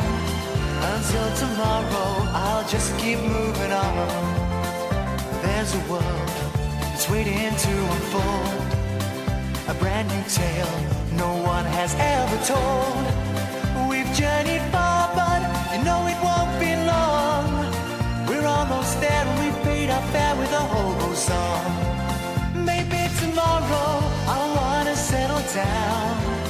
Until tomorrow, it then just fades out. 03459 455 555. Daily! Hey, boss, I'm slightly confused. Go on, buddy. Okay, so Kelly's leaving. Yes, Yes, Kelly's yes. last day on Friday. Yes. And she's going to be replaced, I believe, by Danny Fulbrook, yes? Now, he's down to the final three. Right, okay. It's not definite yet. The Danny Warbucks who's here. Well, tell me why, mate. What's going on? What's your beef? Well, I said to him, yeah, I'm here, I'm ready to go, I'm on the streets. He said, oh, you sound a bit stressed. I went, yeah, it's raining. You can hear the rain. He went, don't worry, mate, have a break, have a Kit Kat. What? Yeah, he said that to you? Yeah, he said that to me, yeah. It's outrageous. Leave this to me. What the hell are you talking about, boy? I was just chatting to Justin. I was just having chats. In terms of a Kit Kat for? Oh, Do you know he this? did- I just was Don't you know talking. he died the other week, and you're telling him to have a Kit Kat? Well, it was a Kit Kat. And the flippancy It's of only a it. Kit Kat. It's only a Kit Kat. Who says that to somebody? Have a break, have a Kit Kat. Who says that? It's not 1987. I say that. I say that. Pathetic. Seriously, this is the You're home a of boy. Beds. You're like 22 years. Yep. How old? What are you? 22. You make me puke. Why? It's not my fault. Right, and you're doing. But the thing is, I'm old enough to remember Have a Break, Have a Kit Kat first time around. You're doing it to be postmodern and ironic. No, it's been in adverts when I was growing up. No, it wasn't. Yes, it was. It wasn't. It was. It wasn't. Nope. Oh, you're right, Ian. It wasn't. Sorry, I was being disrespectful. You're welcome. I didn't say that. That was. You did say that. I did say that. That sounds like Barry from Watford. You're welcome. That doesn't. You're brilliant, Ian, and I really like to do the job of Kelly here. All right, Danny. Well, would you like to say sorry to Justin? Yes, I'm sorry, Justin. Thanks, Danny. I'm a naughty boy. Yeah, you need to up the bants, mate. Up the what? Up the bants. Now, listen, there's not a lot in the papers, so I don't know if you've got any idea. I mean, the front page of The Sun, cocaine on sale at the BBC. Where? Yep. Well, the babyface hacker.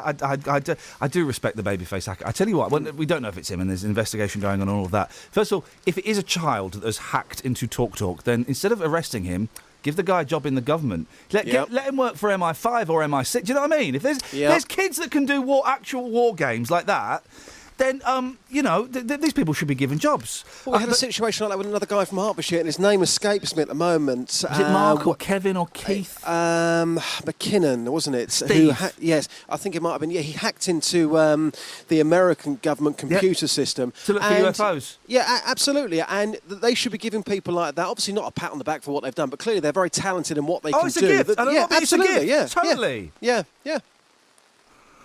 Then there's another story in the Mail, and again, I don't want to talk specifically about this boy because it's, there's all kinds of investigations and things going on. But the headline here is, and this makes me so angry. Right. TalkTalk hacking suspect addicted to violent video games. You're not going to blame this on the fact he likes Grand Theft Auto and Call of Duty. You can't blame it on that, for crying out loud. What's that? And it's basically the Daily Mail have got a page to fill, so they've just gone through computers. Let's go into the computer. Oh yeah, violent video games. Go on, tie those two in, and then you're done for the day. Then you can nick off early. That's what they've done. What do they do with it? one of my favourite ever Voxes, which you were furious about, go on. was it was in Luton. It was about Grand Theft Auto, and I spoke to somebody on the streets, and he said, "Yeah, I've been playing it with my friend, and he got inspired by the video game, so he went out the next day and he stole a car. He blamed the video game, and you were furious about it, saying, "What a load of rubbish! He just wanted to steal a car." Yeah, he wanted to steal a car. Yeah. He wanted to. He wasn't.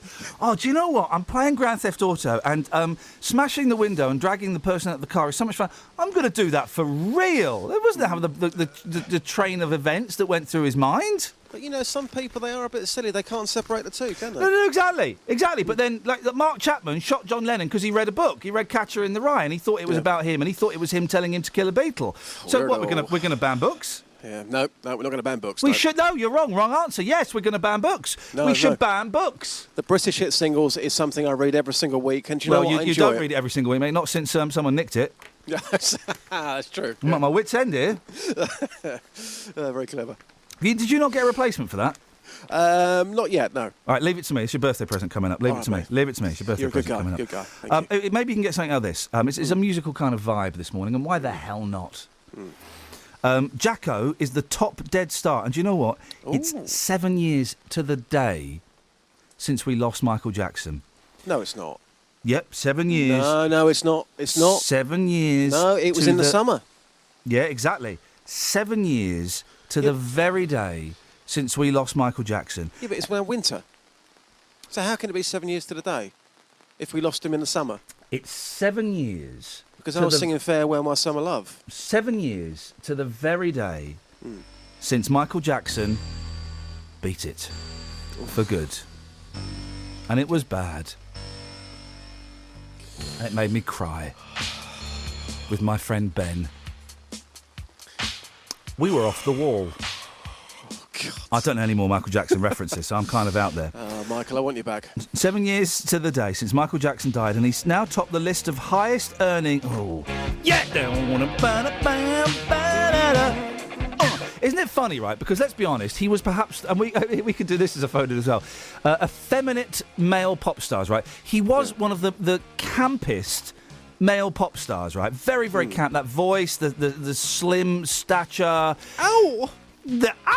Oh, you're trying to my toe, Tito! Yeah? Yep. You're trying to my toe, Tito! Tito trod on his toe is what happened there. Yeah, in all of his songs and his pop, the pop videos, he's like a bad boy. Yeah. And some of his, the court cases as well. But he's like a bad boy, and he's playing he's like a gangster, isn't he? He's like a gang member, is what you call it. He's a bit like you then. Because you're on the radio. You're a gangster taking people on the streets. You don't want to know. Oh, he's on the streets. I'm a lanky streak of wee wee.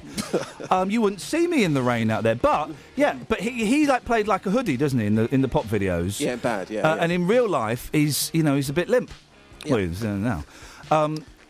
So. Mike, we'll get to the point here. The Thriller star died 7 years ago this very day, but still pulled in around 75 million nicker over the past year. Flip it, 75. And this is what they say, isn't it? If you want to, if you're a pop star and you're on the wane, die. You make a load of cash. True. The Fast and Furious star Paul Walker, I don't know who he is. The top British stars were Elizabeth Taylor was British. Yeah, I think she was. If they're saying she was British, I'll go along with that. John Lennon only earned 7.8 million quid. Imagine that. Now, favourite dead pop stars? Yeah, let's do that. Yeah, I'll take that one to the streets. It's a very quiet day, Just. It's a very, very quiet day in the papers. If you come up with anything better, but otherwise I know you can make gold out of that. Yeah, I shall take that to the streets, and we'll catch you up a bit later. Cheers, my dears. Thank you. Someone give that boy an umbrella, for crying out loud. 03459 455 555 is the telephone number. Someone's enjoying the show. Wow, drizzle outside, drivel inside. Thank you very much. Wait, hang on a minute. Flippin' it. What the hell is going on? And someone says, Iain, have you booked Lee Majors to come on the show yet? He said he'd arrange it within 6 months or leave 3CR. Well, I did technically I said that on the air. And negotiations are, let's just say, ongoing, shall we? 03459 455 555. Travel news for beds, cards and bugs. BBC Three Counties Radio. The M25 has been blocked clockwise by an accident between junction 16 for the M40 and 17 for Maple Cross at the Chelfront Viaduct, and that's causing a queue from junction 14 for Heathrow now. It's also very slow in the opposite direction, with people slowing down to look, and on the M25 clockwise it's very slow between junction 24 for Potters Bar and 25 for Enfield, where there was a breakdown earlier. It's all back open again now. It's still very slow though. Nearby to the other problem on the M25, the M40 heading out of town is very slow from the Denham roundabout towards the M25, and looking at the train departure boards, there are no major problems at the moment, but in Northamptonshire on the East Midlands trains there's no service between Kettering and Leicester. Samantha Bruff, BBC Three Counties Radio. Hey, Sammy. Yes? You ain't got. I've just promised on air I was going to get Dealey a copy of the Guinness Book of Hit singles. You can't. Oh, have you got it yet? No, you can't get it. Can't get it. I'm looking at the I don't want to say the name of Amazon. I'm looking at the online place where you do the order, and they do Amazon Prime delivery. You just said Amazon twice. Don't, Sammy. We're not allowed to mention brand names. It's the biggest. It's a rainforest. Thank you very much indeed. Well, we're not allowed to mention specific rainforests because that excludes other rainforests, and as you know, we are the all-inclusive BBC. Well, they haven't got it on there. Oh, well, maybe you need to go to a bookshop. Yeah, in well, person. maybe you need to just sort your attitude out.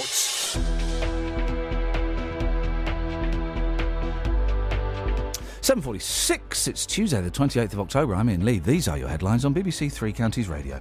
Kamran Foroughi from Hertsmere is calling upon Iran to release his dad, who holds dual British and Iranian citizenship. He served more than half of an 8-year jail sentence and he's currently ill.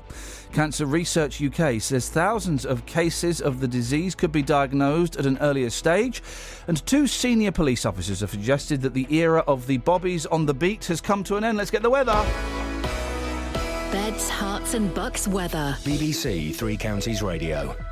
Hello there. The Met Office have a yellow warning in place for rain until 11 o'clock for Hertfordshire, but the rain is going to be affecting just about all of us. It's pretty heavy at times, particularly this morning, so do watch out for surface water flooding. It gradually works its way off to the north, taking with it most of the cloud this afternoon and leaving some sunny spells, temperatures reaching 14 degrees Celsius. Tonight, mainly dry, clear at first, but we've got a fair amount of cloud building through the early hours of the morning, and temperatures dipping down to 9 or 10 degrees Celsius, so staying mild. Dry and bright first thing tomorrow, but we have got a band of rain pushing eastwards. It's pretty fragmented, it's quite drizzly, but it stays with us through the afternoon and into the night. Temperatures tomorrow reaching 14 degrees Celsius. So overnight, that drizzle continues and then is joined by heavier rain, which will stay with us through Friday, leaving in the afternoon, and a couple of showers are probably going to be left towards the end of the day.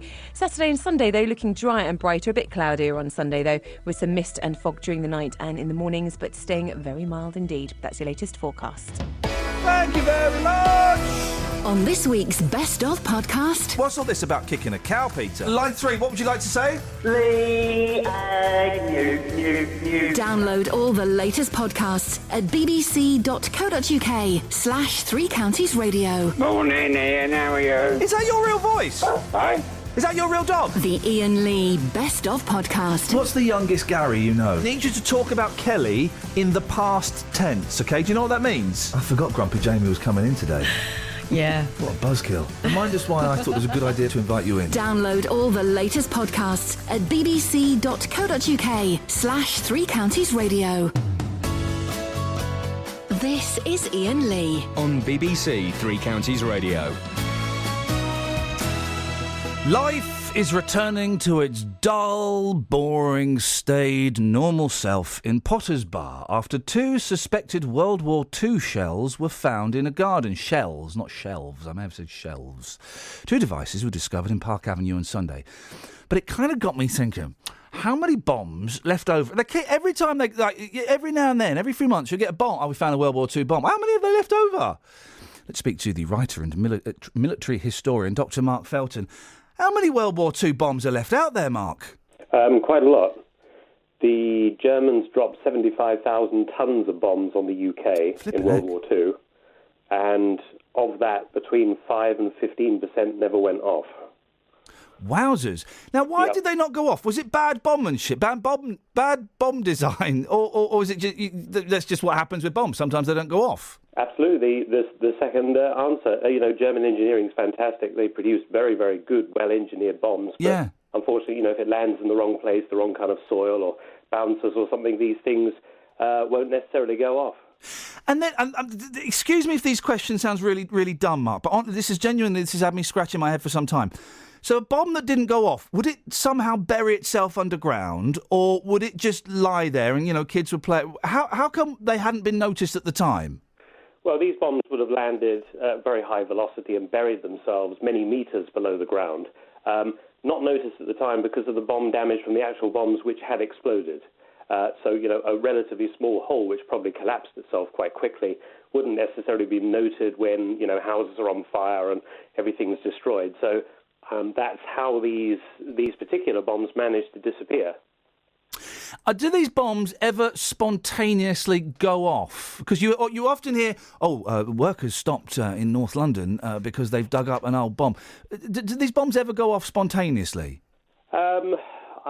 I would have thought on occasion this has probably happened, but the normal thing is, a guy on a digger or something will dislodge it, or any kind of building work could cause these things to go off, and they are so unstable now, we're talking about even the slightest movement can set them off.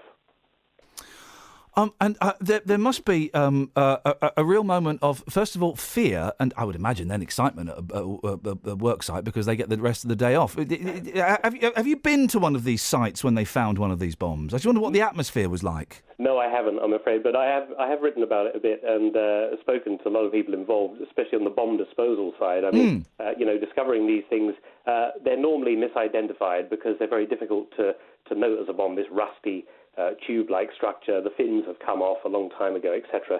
So they normally, people bash them and think, what the hell is this? No. And then eventually work out, actually, it might actually be bombs, so perhaps we should call the army in and look at this. And then these guys have to tinker around with these, highly dangerous. And, the other thing is the size. Tinkering around with a rusty tube. I mean, gosh. Yeah, we're talking, many of the bombs are in the region of 1,000 kilograms. Wowzers. Which is a huge amount of explosive. Yeah. And are they? I mean, they've been there for 70 odd years. Are they? Is it easy to get into the bomb and disarm it? I'm imagining as well that the bomb technology is completely different now. So the bomb disposal experts, obviously, they know what they're doing. But are they easy to get into? Well, it depends on the type of bomb. The Germans fitted them with anti-tamper devices specifically to stop people disposing of them. So they have to take that into consideration. The worst ones are the delayed action bombs. They were designed to bury themselves and then go off up to 150 hours after the raid so they could kill emergency services personnel. We did the same thing in Germany. Yeah, of course, yeah. These kind of ones, they have acid fuses which have become very, very unstable. Because the thing with these bombs is the TNT itself never deteriorates, so that remains highly dangerous.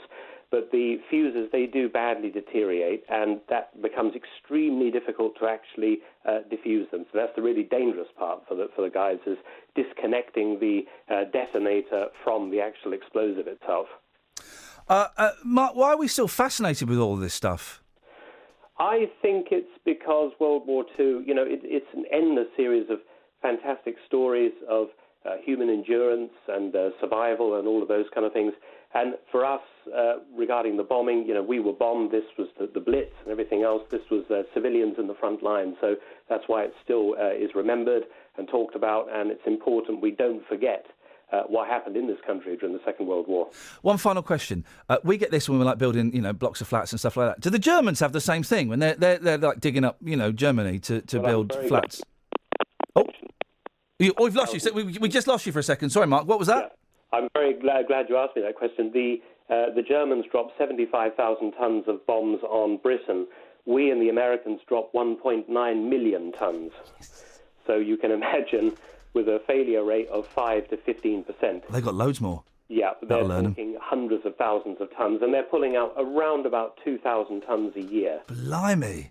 Which is enormous amounts of explosives. And not just that, because the whole of Germany was a battleground, there's millions of artillery shells, hand grenades, all of this sort of stuff as well. So their military bomb disposal people are super, super busy. Mark, really interesting to talk to you. Thank you very much indeed. Dr. Mark Felton, writer, military historian. Imagine that. So you just think, follow that, Gatford. I don't think I can. Really. Exactly. I don't think that's You couldn't follow. If we just had like a baby on looking at a grape, you couldn't follow that. It would be a local baby. It'd be a local baby. Yeah, local and focal. We've got. Okay, well. Just Denise, thanks for. Hang on a minute, Gatford. I'm doing a piece. Denise, thanks ever so much for bringing Sparkle in, your little baby, and she really is beautiful, and really stares at a grape wonderfully. That's Denise and Sparkle. They're from Bedfordshire, and Sparkle has been staring at a grape. Let's go to Gatford on the line. Morning, Gatford. Morning. So you couldn't even follow a baby looking at a grape, mate? That said, any chance, I just, I'm keen that the nation gets this, just any chance you could do a date and time check? Yeah, okay. June the 27th, No. 25 past 10. See, the last two times you called it Tuesday, the 28th of October. Right. Well, what's wrong with that? Well, it's Wednesday. Oh, blimey!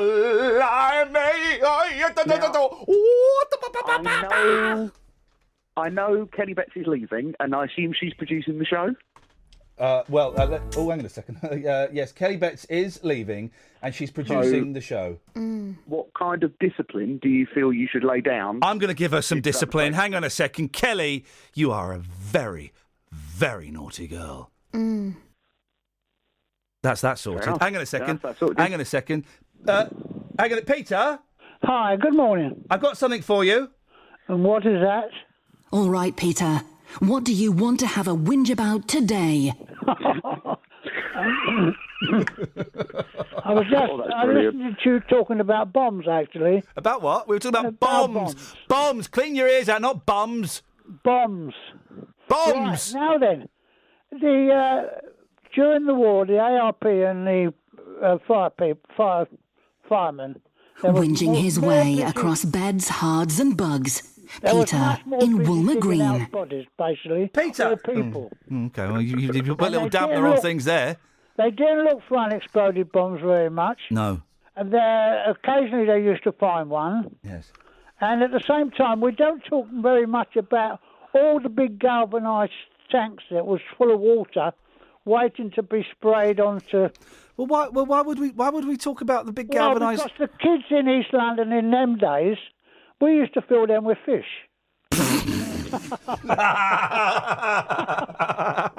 Absolutely. Every one of them galvanised tanks had fish in them. What, living fish? Yeah, from the canal. Why would you do that? Because there was a pleasure to do. And they lived There was a pleasure to do. They did very well in these tanks as well. Okay, well... No one fished. Did they win the lottery or something? Pardon? Did they win the lottery?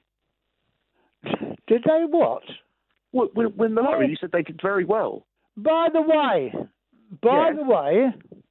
you get a very limited clientele if you don't interview people with an accent like mine, because you won't interview any Australians, Jesus or Shakespeare. There's a problem with interviewing Jesus or Shakespeare. And all the Aussies stand like me. Can you do an Australian accent, Peter? That is. The Cockney accent is an Australian accent. No, it's not, Peter. It's a Cockney accent, but thank you. Gaffer, what have you called it? Have you called it for Kelly's poem? No, I've given up on that. I'm going for a collage or an interpretive dance by Friday now. Okay, well, what do you want?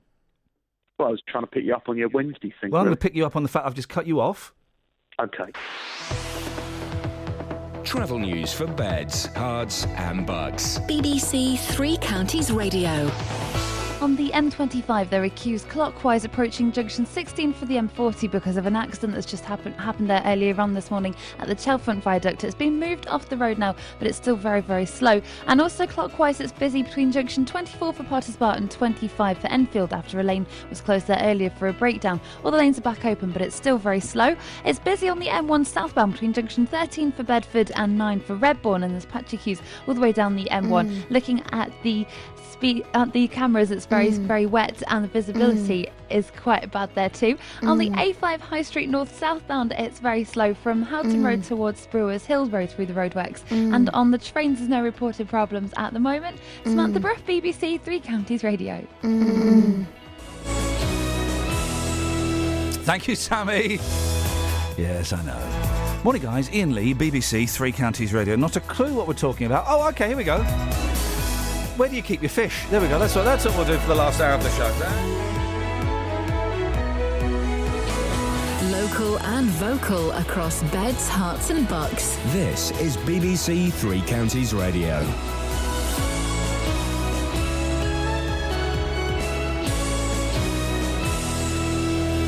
It's 8 o'clock, I'm John Kay. The headlines: signs of cancer could be detected earlier. A Hertfordshire man calls for his unwell father to be released by the Iranians. And concern over funding Bedfordshire's police force. BBC Three Counties Radio. The charity Cancer Research UK says almost 20,000 cases of the disease could be diagnosed earlier if all regions match the performance of the best. It says new figures show unacceptable variation between different parts of the country. NHS England says it's working towards giving all patients cancer test results within 4 weeks by 2020. But Matthew Wickenden from Cancer Research UK says it's clear that some people are losing out. Early diagnosis gives you the best chance of surviving cancer, and what these figures mean is that there's people who perhaps could have had a better chance of surviving cancer or may have just had longer with their families, and obviously that is something that Cancer Research UK and everyone else really wants to see happening right now. A Hertfordshire man's calling for his 76-year-old father, who's unwell, to be released from an Iranian prison on compassionate grounds. Kamal Farougi, who holds dual British and Iranian citizenship, has served more than half of an 8-year sentence for espionage. His son Kamran from Hertsmere says his family are desperate to see him. My daughters have grown up half their lives not seeing him, having seen him a lot when they were younger, and they keep asking when he's coming home. We don't have any answer to that question. Two of the country's most senior police officers have signalled the era of routine patrols by bobbies on the beat has come to an end. The head of the National Police Chiefs Council and a Deputy Commissioner of the Metropolitan Police made the comments ahead of expected cuts to the police budget next month. Nip Hopkins reports. Speaking to Newsnight, Craig Mackey, Scotland Yard's Deputy Commissioner, said the threshold for investigating some crimes would rise, and in what would be an unprecedented move, the Met was looking to get private funding from banks and big business to pay for some programmes. Sarah Thornton, the head of the National Police Chiefs Council, said forces simply wouldn't have enough officers to conduct routine patrols everywhere. The policing minister, Mike Penning, said what mattered was how officers were deployed, not how many of them there were. A meeting's due to take place today between Bedfordshire's MPs and the policing minister Mike Penning over funding for the county's police force. The local politicians are unhappy with the funding for Bedfordshire and are leading a campaign for a larger budget. Meanwhile, a petition started by the county's Police and Crime Commissioner to gain support from local people has so far received around 7,000 signatures. Ollie Martins will be in Luton's main shopping centre again today to encourage people to sign. He says the force could become unsustainable unless they get more money. Marks & Spencer temporarily suspended its online shopping site last night after customers reported that they could see other people's account details and orders when they logged in. The company said the website had experienced technical difficulties, but there was no loss of data. The weather for Beds, Herts and Bucks: a cloudy morning ahead with heavy rain and the top temperature at 14 Celsius, 57 Fahrenheit. You can get the latest news and sport online at bbc.co.uk/3 counties. Lesby Avenue. Thank you, John. 03459 455 555 is the telephone number. It's the show's kind of you know what we're kind of taxiing on the runway. We're not really taken off yet, but we will.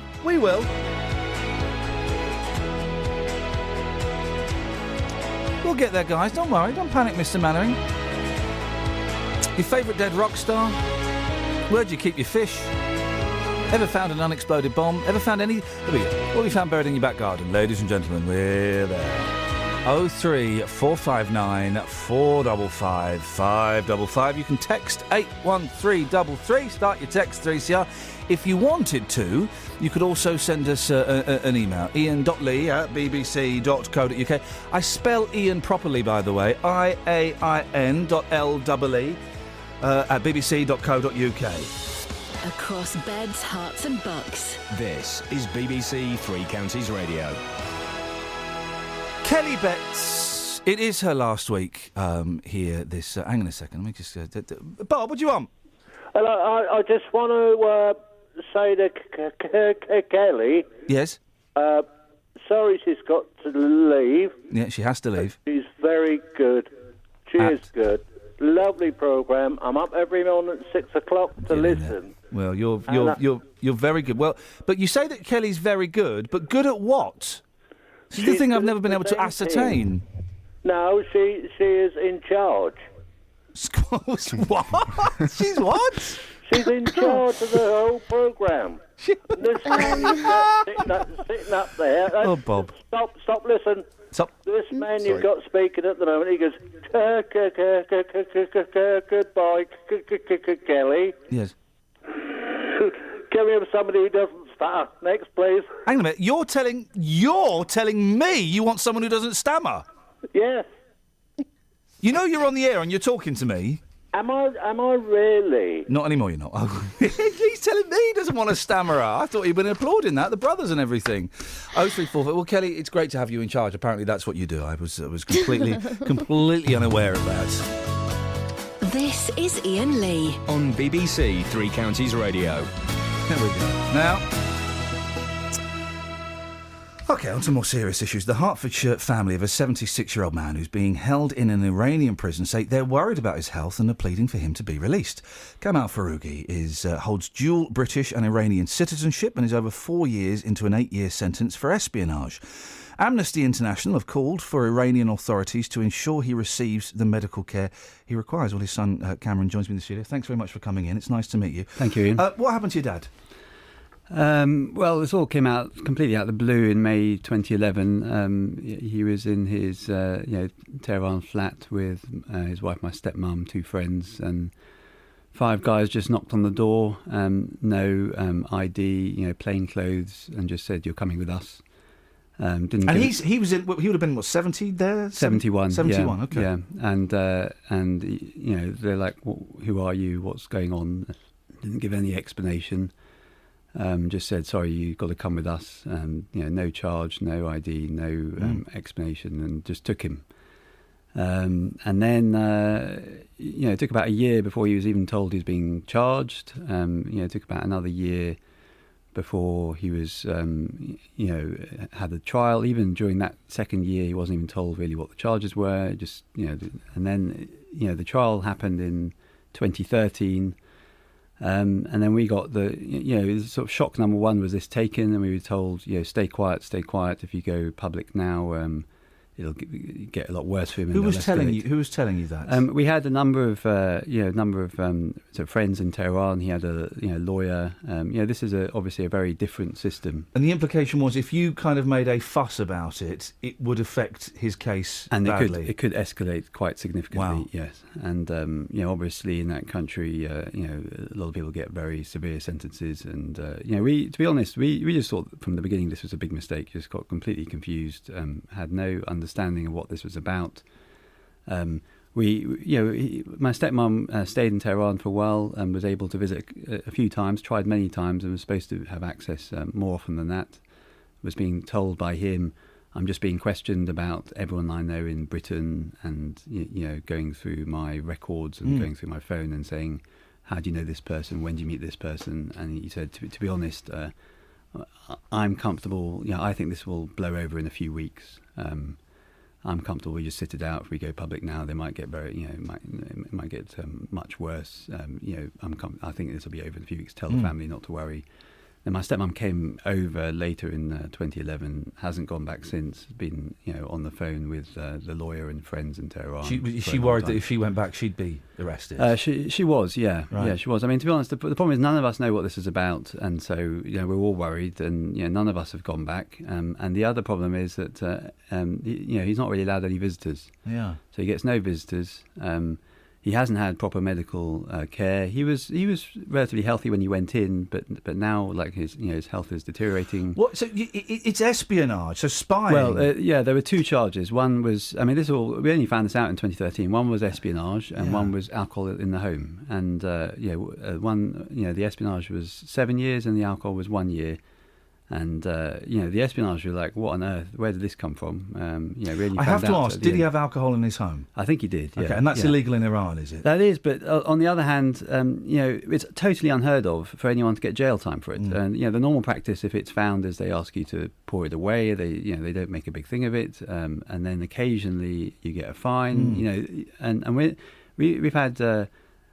Good lawyers telling us they don't actually know what law. They can't find a law which says you can get jail time for alcohol. The other question is your dad a spy? No, he's not. I mean, let me tell you a bit about his background. Go on, please. He's a civil engineer by trade. He was in the construction industry in his early years, and then he got more into the oil and gas industry. There's obviously a lot of jobs around there. And since 2004, he's an old man. Since 2004, he was basically doing part-time consultancy work for one organisation, and that's Petronas, major international oil and gas organisation, Malaysian government-owned. And he was just doing part-time work there, and then coming. He was flying between the two quite a lot, seeing us quite a lot when he was over here. He's obviously got friends there, and he wasn't working that hard. Yeah, his main hobby is tennis, so he's basically doing some work, seeing family and friends, and playing tennis. I mean, that was his life, and so we don't really understand where this came from. It's a fascinating story for me. On the outside, from the inside, it must be just torture. The fact that this is going on. It is torture, and to be honest, right from the beginning, we were like you, what on earth is this charge about, and where did it come from? But actually, we're well past that stage now. Our priority now is get him out and get him home. He hasn't been with family for 4.5 years. What are Iranian prisons like? I've got no idea. Are they? I imagine they're a bit ropey. Well, this is Evin prison. It's very well known, and there's lots of stories on the on the internet. There's stories about how you don't get beds. You get, if you're lucky, you get sort of mattresses, or you maybe sleep on blankets. I must say he's never. He speaks to us on the telephone very briefly. We've had that access for about a year. Before that, there was no access at all. Right. How often do you get to speak to him? Well, I speak to him once a week. Okay. It has to be in Farsi. That's the only condition. And Right. When this started, I didn't actually speak Farsi well at all, so I've been learning very intensively. My stepmom gets calls from him most days, and the good thing, I sort of went public just in the last couple of weeks, and the good thing is those have continued. We haven't seen any sort of aren't aware of any sort of negative effects so far of going public, which was he's not well, is he? He's not well, and he needs specialised tests given his background, and we've been pushing the authorities for ages about this, and they keep every month or so taking him to hospital, and then he gets to the hospital, and then there's no one there who can help, and so they take him back. So they are taking him to the hospital, but they're not doing anything with him. So it's very difficult to know exactly how ill he is. But we know he's getting older. We know he needs these these cancer tests, and he sounds weaker on the phone. So we're very worried, and we're just getting no information out, and he's not getting any proper medical treatment at all. Why are you speaking out now? Well, a couple of reasons. One is the health side, and the fact that we just want him home, and we want to forget all about this, and we don't want a big argument about the case, even though we think it's nonsense. But also, up until May of this year, we were promised that it's typical practice in Iran for prisoners when they finish half their sentence to be let out on good behaviour. Right. His behaviour has been immaculate. He's not complaining about anything, so we just thought it was going to be May, and we were told it was going to be May. And then May came, and then they said, oh, no, there's going to be an Eid at the end of Ramadan in July, and that's when a lot of people get pardoned. He's on the list, don't worry. If you go, and we also getting told, if you go public, then it's not going to happen, and we're never going to release him. But I got to the we got to the stage of thinking, Once May didn't happen, we got stage thinking, well, there's a danger of not going public, and that danger is that he even comes to the end of his sentence and they still don't release him, or he just dies in prison. Yeah. So it's like whatever we do, they're not keeping their promises anyway. No, they haven't from the beginning, to be honest. They never really explain what this is about at the beginning. He is. Let me remind listeners. He holds dual British and Iranian citizenship. That's correct. So we have a responsibility to this gentleman. Is the British government doing anything? I think they're doing what they can. I first approached them in 2013. With hindsight, you could say I could have approached them earlier. There's very little they can do, but I think they can do more now that the relationship's a lot better. So they see them a lot and they're escalating, and they're in the embassy in Iran. They're trying to do things, but I think it's very slow. And they are talking about your dad, because the Iranians don't recognise dual citizenship, do they? So that's the big problem. In the Iranian constitution, it just says if you're an Iranian citizen, you're an Iranian citizen. We don't care about anything else. So I think they've been raising, for almost 2 years now. My dad's case with the Iranians, and initially the Iranians were like, "It's nothing to do with you. Stop asking us about this guy." But I think I take small promising signs. I mean, I was actually in the Iranian embassy in London yesterday. I made contact in the beginning of September once the embassy's opened, and the diplomat I'm dealing with there is very sympathetic, and he's trying his best. But the problem is we seem so many layers removed from the decision makers in Tehran around the right authorities in the judiciary, it just seems to take ages to get any message to the right person. And I've been in contact with Iranians directly for over a year now. I made contact in the Iranian embassy in New York for the United Nations, and then switched over to the London embassy when it opened, and just keep bugging them. And the diplomats I deal with are sympathetic and say they'll do their best, but nothing seems to change. How's it affecting you? Well, to be honest, how it affects me, I don't feel is very important. I'm just, I'm always worried about my dad. For all the family. It's been very. My kids my daughters keep asking, when's Grandad coming home? They've now, we sort of told them what it was about, but they've now, seen him on the telly, and obviously, listening to this radio program. They're really realising how important and how big this is, and they've been confused for years, like we have, about why did he suddenly stop coming back, and why can't we see him? Optimistic? Do you think that coming out? I mean, obviously, maybe it's a silly question. This is dragging on, but do you think that coming out and talking about it is from an emotional point of view? I feel better coming out. I don't like keeping this secret. As far as I'm concerned, we as a family have got nothing to hide. And so from an emotional point of view, yes, I'm still a bit uncertain about how this will go. And I think it's important now that it's out that everyone is aware of it. Everyone talks to each other about it. We've got, in the last couple of weeks, we've had a website put up, freekamalfarougi.com.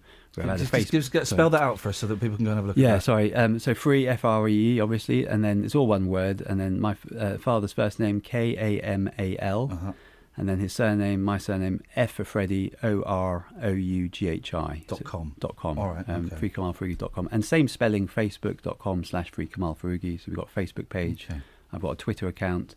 And we're in the very final stages of launching a petition, hopefully in the next couple of days. You keep in touch with us and let us know. Yeah, very, very happy to come back. I really wish you the best of luck. Thank you very much. Back. Thank you for having me. That's all we want, is him back so he can spend time with us. Brilliant. Nice to talk to you. Yeah. Thank you very much indeed. You're welcome. 03459 455 555. Let's get the travel.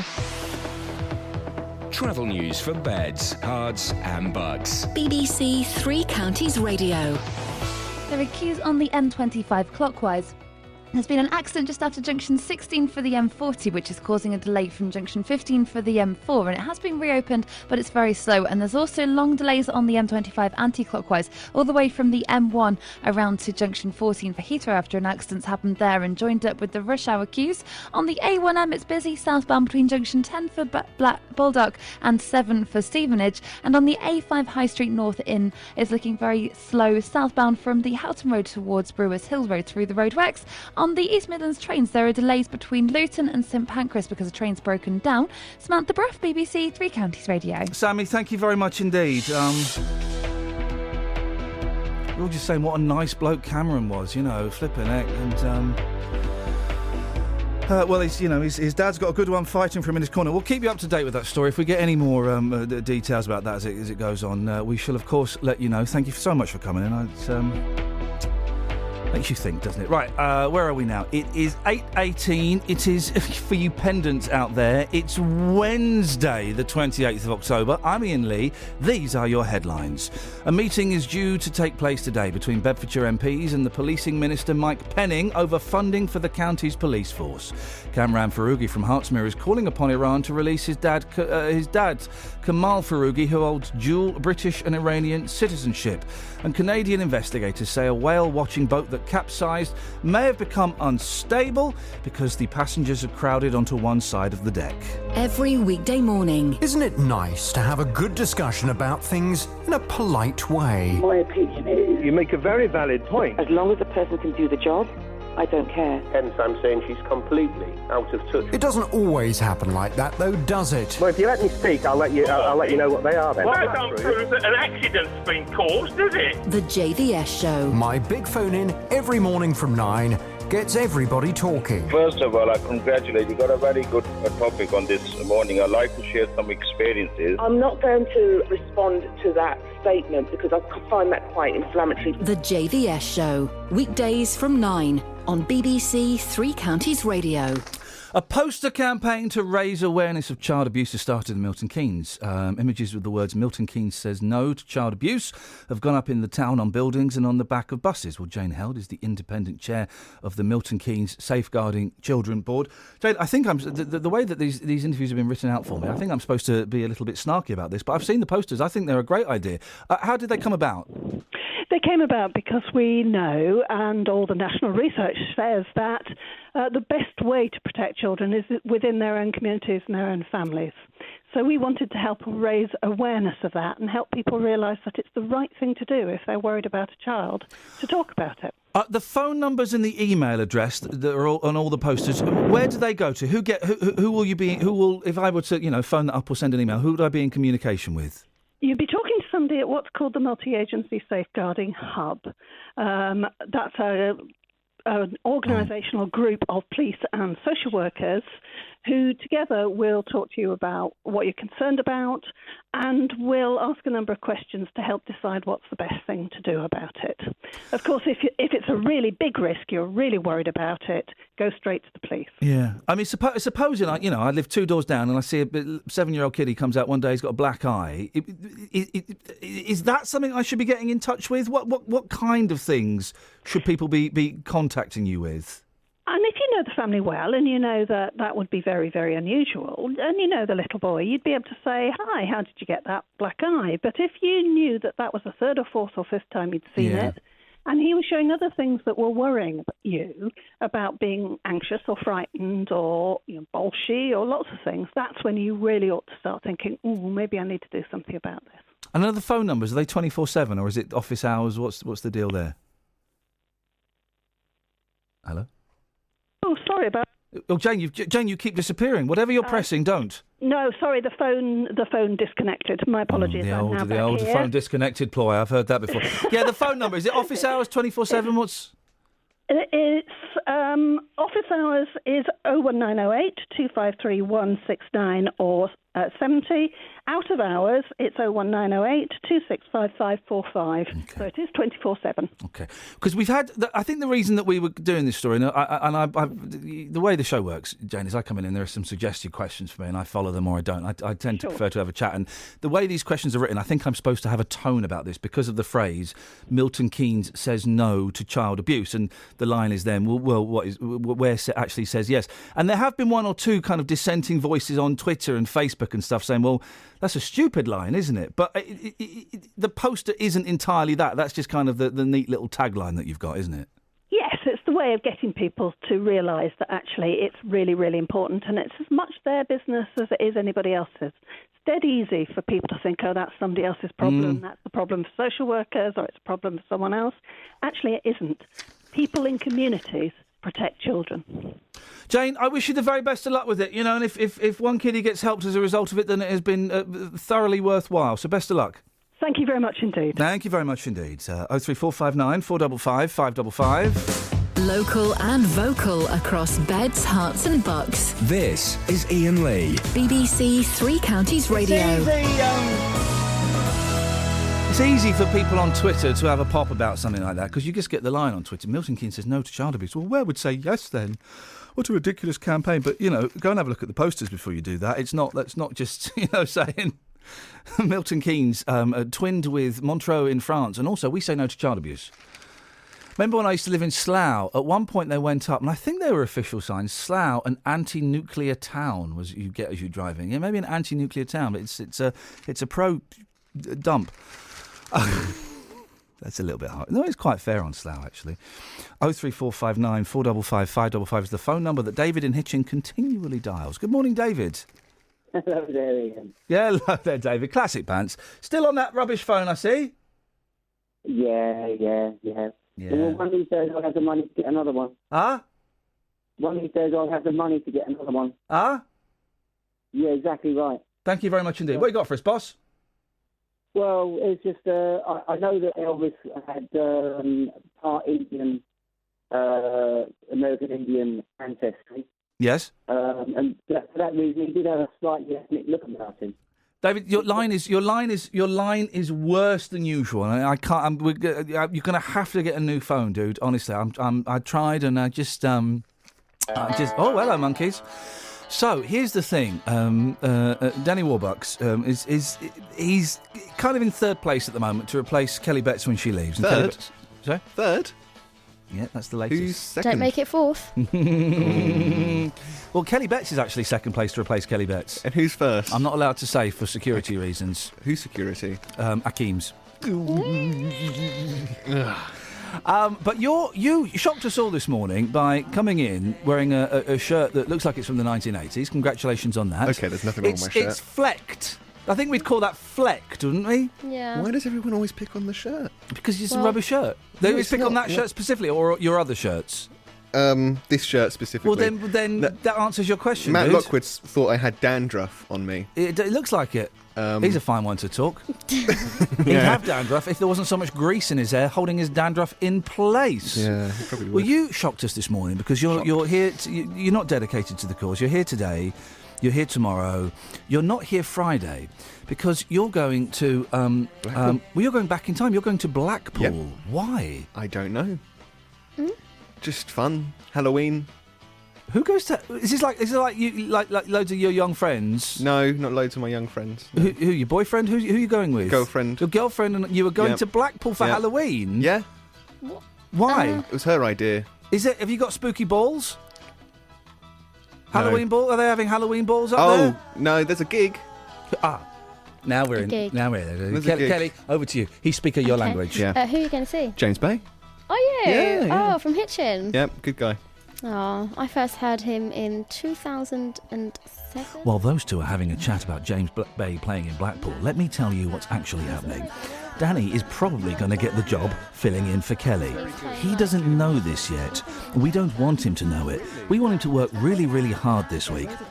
And then at the end of the week, we're going to tell him he hasn't got the job, but actually he has got the job. So just to clarify, the new Kelly Betts is Dishy Danny Warbucks. The new Kelly Betts is Dishy Danny Warbucks, but shh, he doesn't know that yet. He's in Blackpool, is he? Yeah, he's in Manchester, so we're in Blackpool for the weekend, but then we're going to go over to Manchester. But the thing about, well, why don't you just go to Manchester, which is the seventh best city in the world according Hasn't to got the a pleasure beach.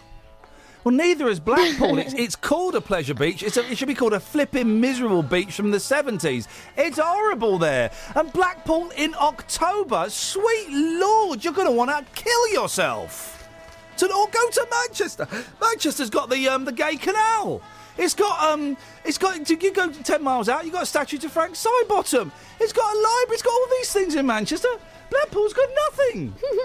You got higher and higher there. Yeah, I know, and I must try and knock that on the head. It really is interfering with work, so I apologise. 03459 455 555. The last 30 minutes of the show, has anybody, and I mean anybody, got a good thing to say about Blackpool? I don't think so. Travel news for beds, cards and bugs. BBC Three Counties Radio. There are long delays on the M25 anti-clockwise because of an accident just after junction 14 for Heathrow. That's causing a delay from junction 21 for the M1, but all the lanes are back open again. It's still very slow though. And clockwise on the M25 just after junction 16 at the Chalfont Viaduct, there was an accident earlier too. That's causing a delay from junction 15 for the M4. In Bisham on the A404, they're accused southbound because of a police incident that's going on between Bradenham Lane at the Temple turnoff and the Henley turnoff, as causing problems back from the M40, the High Wycombe Handycross roundabouts, and the High Street North in Dunstable is very slow southbound. It's busy in both directions around Brewers Hill Road, actually through the roadworks. On the M1 southbound, it's very slow between junction 13 for Bedford and 9 for Redbourne. We've had reports of patchy queues all the way down and problems with visibility and surface water on the roads. And on the train departure boards, just checking, the East Midlands trains between Luton and St Pancras have got delays because of a breakdown. Samantha Breath, BBC Three Counties Radio. Sammy, thank you so much. Across beds, hearts and bugs. This is BBC Three Counties Radio.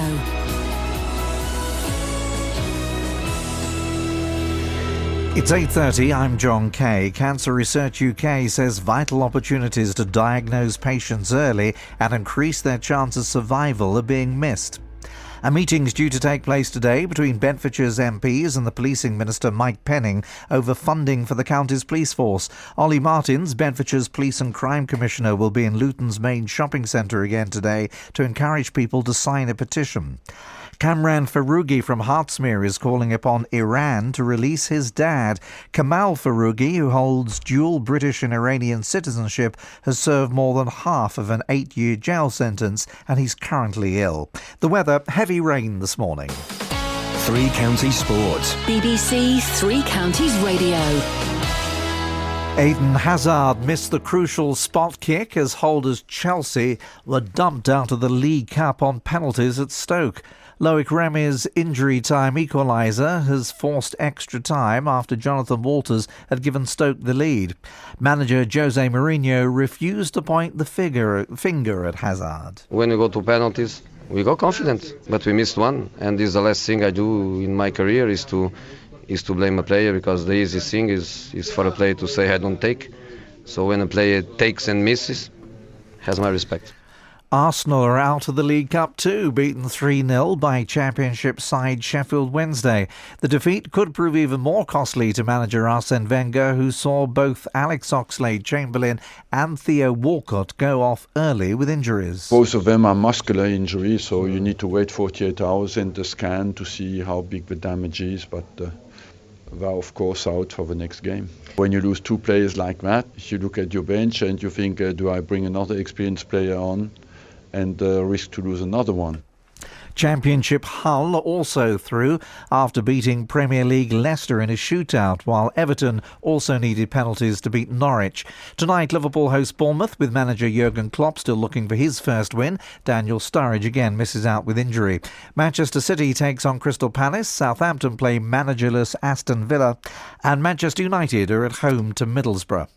An historic day, Great Britain's women gymnasts. They've won their first ever World Team Final medal by claiming bronze at the World Championships in Glasgow. The United States won gold while China took silver. Becky Downey was particularly pleased for her sister Ellie, who had earlier made an error in her bars routine. This week's been a really crazy week. After qualifications, I had quite a big disappointment, but we knew that we had the potential to come in fighting today. For me, I had to change my bar routine a bit rapidly, and I just said to the girls, a team final, anything can happen. After that first mistake, the girls did amazing, and I couldn't have asked for any more. I'm just so pleased.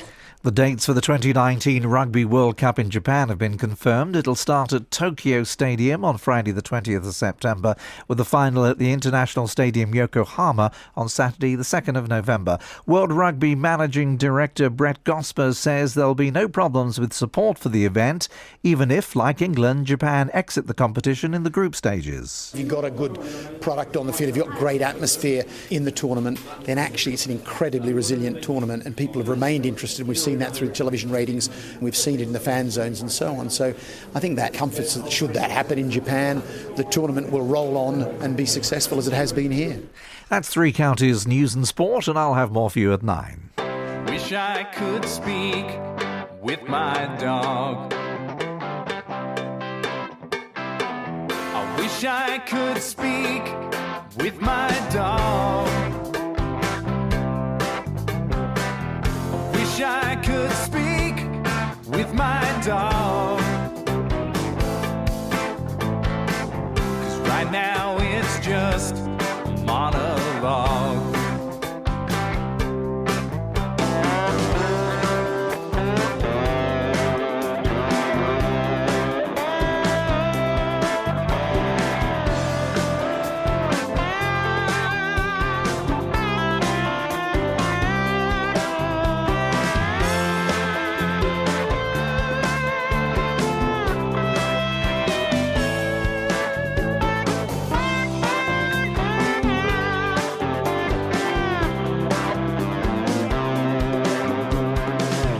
Wish I could walk on a cloud. Wish I could walk on a cloud. Wish I could walk on a cloud. I sure wish cloud walking was allowed. I wish every wish would come true. I wish every wish would come true. I wish every wish would come true. 'Cause it sure feels good when they do. Morning, losers. Iain Lee. No, hang on a second. Morning, guys. Iain Lee, BBC Three Counties Radio. Carpet Martin's upset. Oi! He says, Oi! Mush, mush. I'm from Blackpool, and I used to work on the pleasure beach. It's full of pleasure. It's not. It is miserable. And in this weather, there's nothing more heartbreaking, ladies and gentlemen, boys and girls, than going to Britain's seaside resorts. There's more to that sentence. During the winter months. It's just like, it's God's waiting room. It really is a very, very depressing sight. You want pleasure? Have a listen to this lot. Smooth. This is a good headline, and this is almost a What's the Story Morning Glory kind of headline, but we won't play this game. But get off at this station. Kelly? Get off at this station. Kelly? I thought you said you didn't want to. Well, we're not playing it technically, but you can still guess what the story is. Get off at this station. Is it to do with a radio station, a train station, a bus station? I'll just do the story. Oh no, I want to join in. Pairs a railway romp. Ooh. Oh dear. Thought so. Hang on a second. Ooh. A sex-crazed couple romped. Just the best beginning to any story ever. A sex-crazed couple romped at a railway station as shocked passengers waited for a rush-hour train. Flippin' heck. So it's busy then. Oh, there's a picture of them. That picture's tiny. The randy teens... None of these are real words. I must write that book one day on words that are only used in newspapers or on radio, because none of these are real words. The randy teens stripped off in a bike shed. So far, that's the first real words we've heard, bike shed, for the X-rated show after getting all steamed up on the platform. Romantic. Very romantic. They were obviously a very loving couple. The youth had earlier exposed himself to other passengers. Naughty. Then it goes on, he and a friend had also urinated on the platform. Naughty. Stunned onlookers called 999. I'm stunned and I'm on looking at this. I'm going to call 999. But the group had scarpered by the time cops arrived. The two male... this is the police speak now. 4 youths, 2 male and 2 female, entered the station. The 2 males then urinated on the platforms before one of them threw a large bag of rubbish onto the tracks. He then jumped down and trespassed on the tracks. The other exposed himself on the platform before entering the cycle sheds with one of the females, where they engaged in indecent sexual activity. He added, it certainly can't have been pleasant for the other passengers on the platform and may have witnessed it. Now, you go speaking for yourself, officer. I would love to have caught an eyeful of that. I would love to. Might be what I'm missing. What would you have done? I would have been shocked that I was onlooking and I would have dialed 999. I don't know, I wouldn't have dialed. I'd gone, oi! Oi! Oi! Oi! Not you, them! Get them! Can you get them? Tap them! No, them! The ones with the... Yes, them! What are you doing? Well, pack it in! That's what I would have done. I'd have bought a can of Coke and poured it over their heads. I don't know. What do you do with when you find rotting animals? I don't know what you get up to. That's what I would have done. Is Dealey there? Have a look. Let's have a little. It's like a lucky Dealey dip. Oh dear, no, that's thoroughly unpleasant.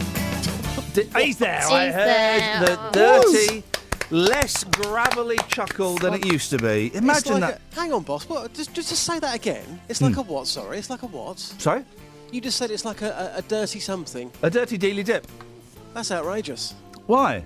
I don't come to work to be treated like that. Well, where do you normally go? Hey, the old ones are indeed the oldest. The best, no, yes. I didn't know if you were on because whoever's in charge of my screen has not typed on the screen that you're there. Oh, that's Danny again, isn't it? Kit Kat boy.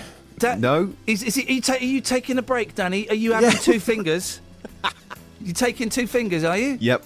Right, so Wasn't Danny's me. fault. Wasn't me. If he wants this job, then he really has to. I was just about to check if you were there, pull those two Justin. fingers out. Yeah, and get a new jumper. I haven't got a jumper on. Exactly, you should have one. You should have one to cover that shirt, which is a disgrace There's to the nothing wrong with my Aborigine race. shirt. My boomerang won't come back. Justin, what do you think to my shirt? Your shirt's not very good. Listen, if you want to work on the breakfast show, the award-winning breakfast show, you need swag. What's wrong Is with John my Gall shirt? coming back? Oh, you mean this one? We did win an award, didn't we? Yes. It's just not good enough. Dealey. Oh, hang on. Oh, right. We put out the Akbar Dad Khan signal, and it's worked. Or tell him I just want to know. I don't want to talk about anything boring. I just want to know if it's true that Indian people like Elvis. Ask him yourself. Oh, that's right. Akbar. Good morning. I don't want to talk about anything boring. I just want to know. When I grew up in Slough, I used to have loads of Indian friends, primarily Indian, a few Pakistani, a few Bangladesh, primarily Indian, right? And every time I went round their house after school for tea, the majority of them would have in their living room a framed picture of Elvis Presley, right? And I asked my friend Ajit Nanda about this, and he said, well, my mum thinks that Elvis was Indian. Is any of this ringing true with the ADK, the Akbar Dad Khan? It certainly doesn't ring true with me, ADK at all. And I haven't come across with any Indian, or for that matter, Pakistani household where in their living room there would be the pictures of Elvis Presley.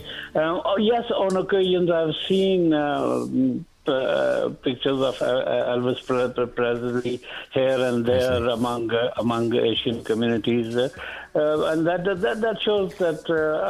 Akbar, sorry to interrupt, Justin. Could you stop stroking your chin, mate? It's disturbing the broadcast. I'm not stroking my chin. It's just a man on the street who's sweeping the streets because when I go onto the streets, he wants to make sure everything around me is clean. Okay, fair enough. Justin. Yes, boss. Justin, you are looking for some famous songs, and if you could play me a song by Lata Mangeshkar, an Indian legend, you will make my day. Okay, yeah, leave it with me, Akbar. By who? But Lata Mangeshkar. How are you spelling Lata Mangeshkar? Lata, that is Lata, Lata. Lata? First, yeah, second name Mangeshkar, M-A-N. Yeah. G-E-S-H-E-R. Hang on, back in a minute. You just there was a made-up letter in there. M-A-N-G what? No. M-A-N. Yeah. G-E-S-H. G-E-S. No, what? S-H. Oh, yeah. G-E-S-H. Again, there's a made-up letter in there somewhere. It's Lata Mangeshkar. No, we're not going to play any of that rubbish. Was it a turntable hit? No. She's a legend, Ian. No, we're not playing. We're not playing any of that rubbish. Listen, you would be dancing after hearing a song from her. Oh.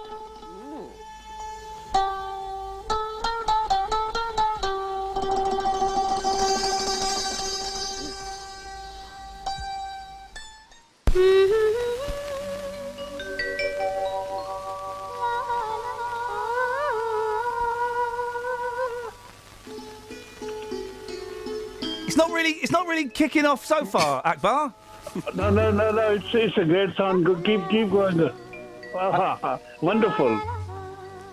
I tell you what I like. I tell you what we're gonna have. I tell you what. Now this, my friend. This is a classic, right? You ready for a classic? Yeah. All together. We're all going to join in together. Oh, it's an advert. Hang on a second. We've got to wait for the advert to pass. Akbar. I think I know what you're going to play. No. You simply don't know. This advert is 7 minutes long. How can it be a 7-minute advert? Hang on a second. You don't know what I'm going to play. This, you're going to know this one, Akbar. Classic. Here we go. The same lad that had Elvis. You ready?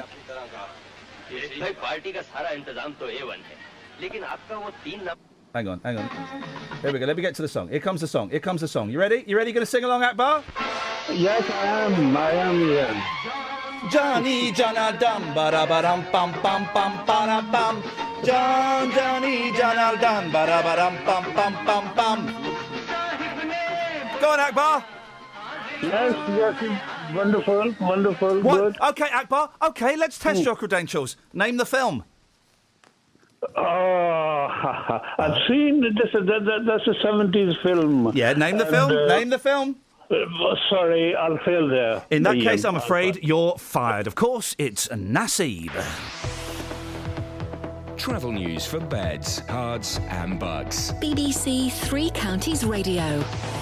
On the M25, an accident anti-clockwise is causing delays from junction 18 for Chorleywood to junction 14 for Heathrow, joining up with the rush hour queues, so there are delays back past the M4 and the M40. On the A1M, it's busier than usual southbound between junction 10 for Stotfold and 7 for Stevenage. And in Henlow on Arsley Road, that's been partially blocked by an accident at Hitchin Road. Arsley. You said Arsley. Say it again. Arsley. There we go, thank you. In Codicott on the B656, that's very slow southbound between the Three Horses Lane and Rabley Heath Road, and on the A5 High Street North in Dunstable, it's very slow southbound between Houghton Road and Brewers Hill Road through the roadworks. In Bisham on the A404, they're accused southbound because of a police incident between the Temple turnoff and the Henley turnoff, which is causing a delay back from the M40 at the High Wycombe Handycross roundabout. And East Midlands trains have delays between Luton and St Pancras because of trains broken down. Samantha Bruff, BBC Three Counties Radio. Thank you very much indeed, Sammy. Dealey, stay there. We got sidetracked by Akbar, as we often do. Where are we now? 8:46. These are your headlines. Cancer Research UK says vital opportunities to diagnose patients early and increase their chances of survival are being missed. Ollie Martins, Bedfordshire's Police and Crime Commissioner, will be in Luton's main shopping centre today to encourage people to sign a petition against cuts to funding Bedfordshire's police force. And Kamran Farougi from Hertsmere is calling upon Iran to release his dad. Kamal Farougi, who holds dual British and Iranian citizenship, has served more than half of an 8-year jail sentence. Let's get the weather! Beds, Herts and Bucks weather. BBC Three Counties Radio. Hello, the Met Office have a yellow warning in place for rain until 11 o'clock concerning Hertfordshire. But there's rain pretty much for all of us as we head through the day. It gradually clears to the north, leaving behind some sunny spells. The further west and south you are, the more chance you have of seeing those. Temperatures reaching 14 degrees Celsius. Tonight, it's mainly dry, clear to start off with, but we have cloud building through the early hours of the morning with lows of 9 degrees. Dry and bright first thing tomorrow, but there is a band of rain sweeping eastwards, bringing with it gusty winds. It's pretty drizzly stuff, but it's staying with us through the afternoon and into the night. Temperatures up to 14 degrees. Now, overnight, heavier rain joins in and continues into Friday, leaving showers behind in the afternoon. But it is looking dry and brighter over the weekend. Cloudier on Sunday, but staying mild, with some mist and fog patches at night and in the morning. That's your latest forecast. Thank you very much. on this week's Best Of podcast. What's all this about kicking a cow, Peter? Line 3, what would you like to say? Download all the latest podcasts at bbc.co.uk/Three Counties Radio. Morning, Ian. How are you? Is that your real voice? Hi. Is that your real dog? The Iain Lee Best Of podcast. What's the youngest Gary you know? I need you to talk about Kelly in the past tense, okay? Do you know what that means? I forgot Grumpy Jamie was coming in today.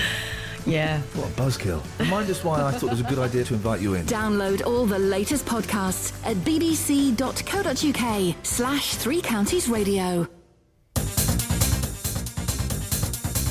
Big turntable hit.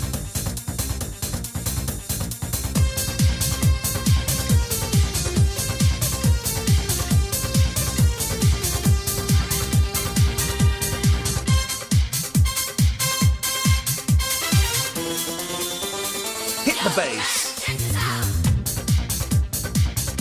All together now.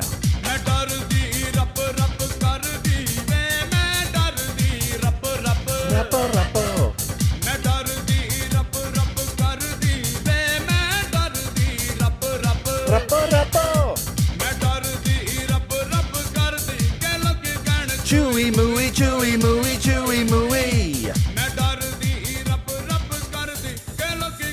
Chewy mooey, chewy mooey, chewy mooey.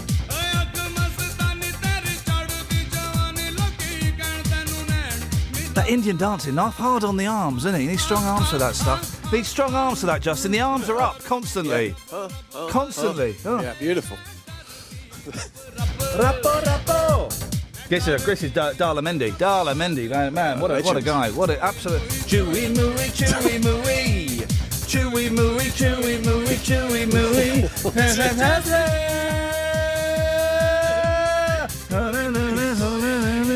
I don't really know the chorus. Right, the phones have gone mental. Hang on a second. Ben? Yes, sir. Yeah, yes, sir! What have you got for us, boss? Well, I was just thinking coming in, and I thought, how's bells? I've just heard about cows. I feel I've been cut with a knife. The one consolation, upon her reincarnation, right across the nation, we just might see Kelly on telly. Never going to happen. Thanks, Ben. How did that make you feel as a person, Kelly? That was special. Yeah, okay, there we go. John's, hang on a minute, Dealey. John's on the line. More, thank you, Ben. Yes, John. Hello, young man. How are you? I'm very well, old man. What you got for us? Old man? Sorry?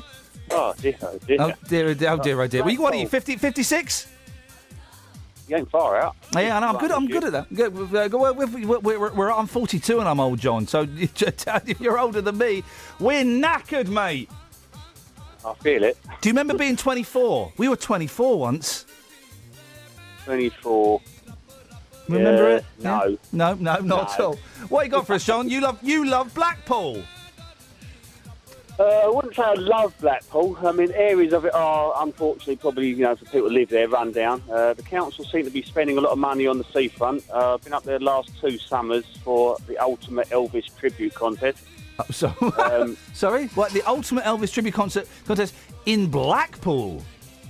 It's a European thing. They have it in England, they have it there. And it is a really good 3-day weekend. Oh, and I bet the event... Do you know what? I bet that sounds like an absolute riot. And I'd love a bit of that, Dealey. That sounds good, doesn't it? Yeah, right up my street. Beautiful. I just wouldn't go to Blackpool for it. Yeah.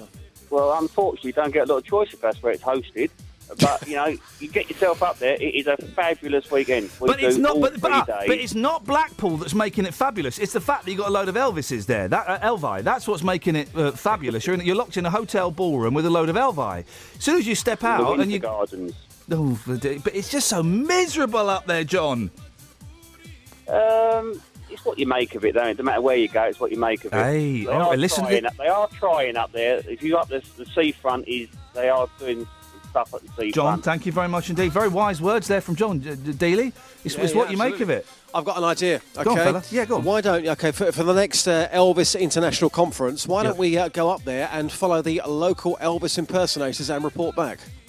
Yeah, What do you reckon? I'm Yeah? up for that. Yeah. Do you remember in the old day when the BBC could do what it wanted, but it had way too much? There used to be incinerators around the back of the BBC where they would just burn all the excess money that they had, right? Yeah, and the great BBC was times. king and could do anything. You remember those times, right? Yeah. And local radio would go and do broadcasts from like different parts of the world. I've heard stories that the breakfast show here once went to America. Absolutely And did the show true, from America. That was Flippin' Martin Coote, yeah. Well, come on then, guys. As tribute to Cootsy, can't we go up to Blackpool for the Elvis tribute? We're not asking for much, are we? We're just asking for a week in Blackpool, guys. That's all.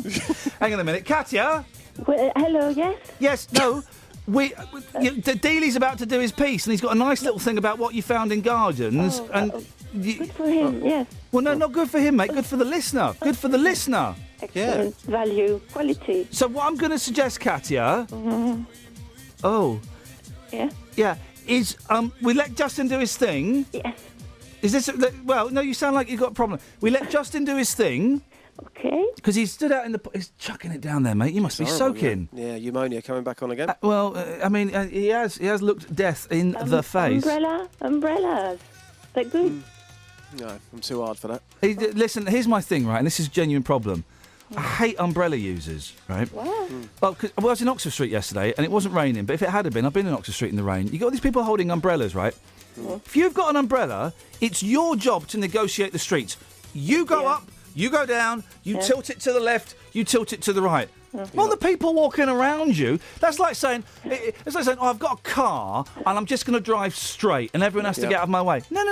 The owner of the car is responsible for not hitting other people. The same should apply to umbrella users, Just. I'll tell you something, boss. Okay, would you let somebody on the roads without a driving licence? No, you wouldn't. No, okay, mate. So maybe we should have an umbrella licence in this Flippin' country. heck, you have just Yes. you've just actually managed to sum up my my argument in that I've had for years in a few words. Thank you, mate. Yes, you've clarified it. Yeah, we should have an umbrella licence. You're dilly-dallying. Dilly-dallying. He can't do his bits now. What's the Belgium for dilly-dallying? Oh, Is there a Belgium for it? I don't speak Belgian anymore. What do you speak? What do you speak? Flemish? I wanted to apologise to Kelly. Okay, well, we can do that in a minute. Can we please do Justin Peace first? Because he's out in the rain, as we've agreed. We both dislike umbrellas intensely, and the people that use them, well, the spawn of the devil, and I think shooting's too good for them. So, Dealey, I don't want you to have an umbrella. Okay. A sou'wester? You know, one of those little yellow... A sou'wester, Katya? I never heard about them. Well, you're about to. Those little yellow plastic hats that sailors used to wear. Oh, yes. Yeah, sou'wester. Sou'wester? Sou'wester. How do you write that? Sou'wester. Sou'wester. Who's dilly-dallying now? Or as they say, dans la français, la poula, la poulet. Yes. Please, Justin, do your bit now. Please, Justin, do your bit now. Katya's kindly getting... Katya will come to you after this bit. You have plenty of time, I promise. Okay, right, boss. Earlier on, you were talking about Deb Rockstars. You said take that to the streets. To be fair, it was a bit bland. It was the same odd names. Okay, little bit grey, yeah. But then, at about 10 to 8, you said, after talking about World War II shells being found in Potter's Bar, He was good, that guy, wasn't he? Yeah. Yeah, found those in the back garden. You said, what's the most unusual thing you found in your back garden? Yes. I've taken this one to the streets. It gets very, very dark. Just to warn you, it gets very, very dark at the end. Should I turn the Indian pop music off? I think you should for this one because it gets incredibly dark. In fact, so dark I can't see. Here's what happened on the streets. Oh, Beverly, I love this story already. Beverly, tell us about the most unusual thing you found in your back garden. A milk churn, whatever it's called, from a dairy. It was buried in the garden when we first moved in, and apparently the house used to be a dairy room. It's before. fantastic. Years ago, of course, but yeah. So when you found it, what did you do with it? We gave it to the actual dairy because we found out where it moved to, the dairy, and apparently they've given it to a museum. Oh, this is brilliant. So now people from across the world are coming to look at your equipment. Yes. Paul, what's the most unusual thing you found in your back garden? Open up on the streets. An old tin, that was it. An old tin, and it still had some writing on it, and it was like a condensed milk, but it's from years ago. Yeah. So a piece of historic milk. Yes. Okay. Thanks for opening up on the streets, Paul. No problem. We've had a few silly answers. Tell us what you found in your back garden. A dead body. How did you find it? I'm doing landscape gardening. You were doing landscape gardening and you come across... A dead body. It was a female. We know that, but we don't know the name, age. Police come along, private investigators and things, and just took it away in a bag. They said, was you scared? No, not at all. How can you not be scared if you find a dead body in your back garden? Because my family are undertakers, we're used to it. Right. You seeing grim sights and things like that. My God. Did you ever find out who it was? No, we didn't. We done the right thing by calling the police, and they just said thank you. Good grief, that is a very dark way to end this package. OK, thanks very much. You're welcome. There you go. Wow. Wow. Wow. It happens more and more often, finding No, dead it bodies. doesn't, Katya. Katya, It it doesn't. Listen, Katya, do you want to do your bit now, quickly? Okay, Kelly. We haven't got time, sorry. Travel news for beds, cards and bugs. BBC Three Counties Radio. There are delays on the M25 anti-clockwise between junction 19 for Watford and 16 for the M40 after an accident earlier. It's also busy on the A1M southbound between junction 10 for Startfold and 7 for Stevenage. And as a result, in Caldicott southbound on the B656, there are extra queues between the Three Houses Lane and Rabley Heath Road. In Henlow, Arsley Road has been partially blocked in both directions by an accident at Hitchin Road. And on the A5 High Street north in Dunstable, it's very slow between through the roadworks at Brewers Hill Road. On the A404 in Bisham, there are queues because of a police incident between the Temple turn-off and the Henley turn-off, with delays from the M40. Samantha Bruff, BBC Three Counties Radio. Thank you, Sammy. Sorry, Katya. You just understand live radio, the things get shifted all over the place. Tomorrow, Katya, I promise. We'll get...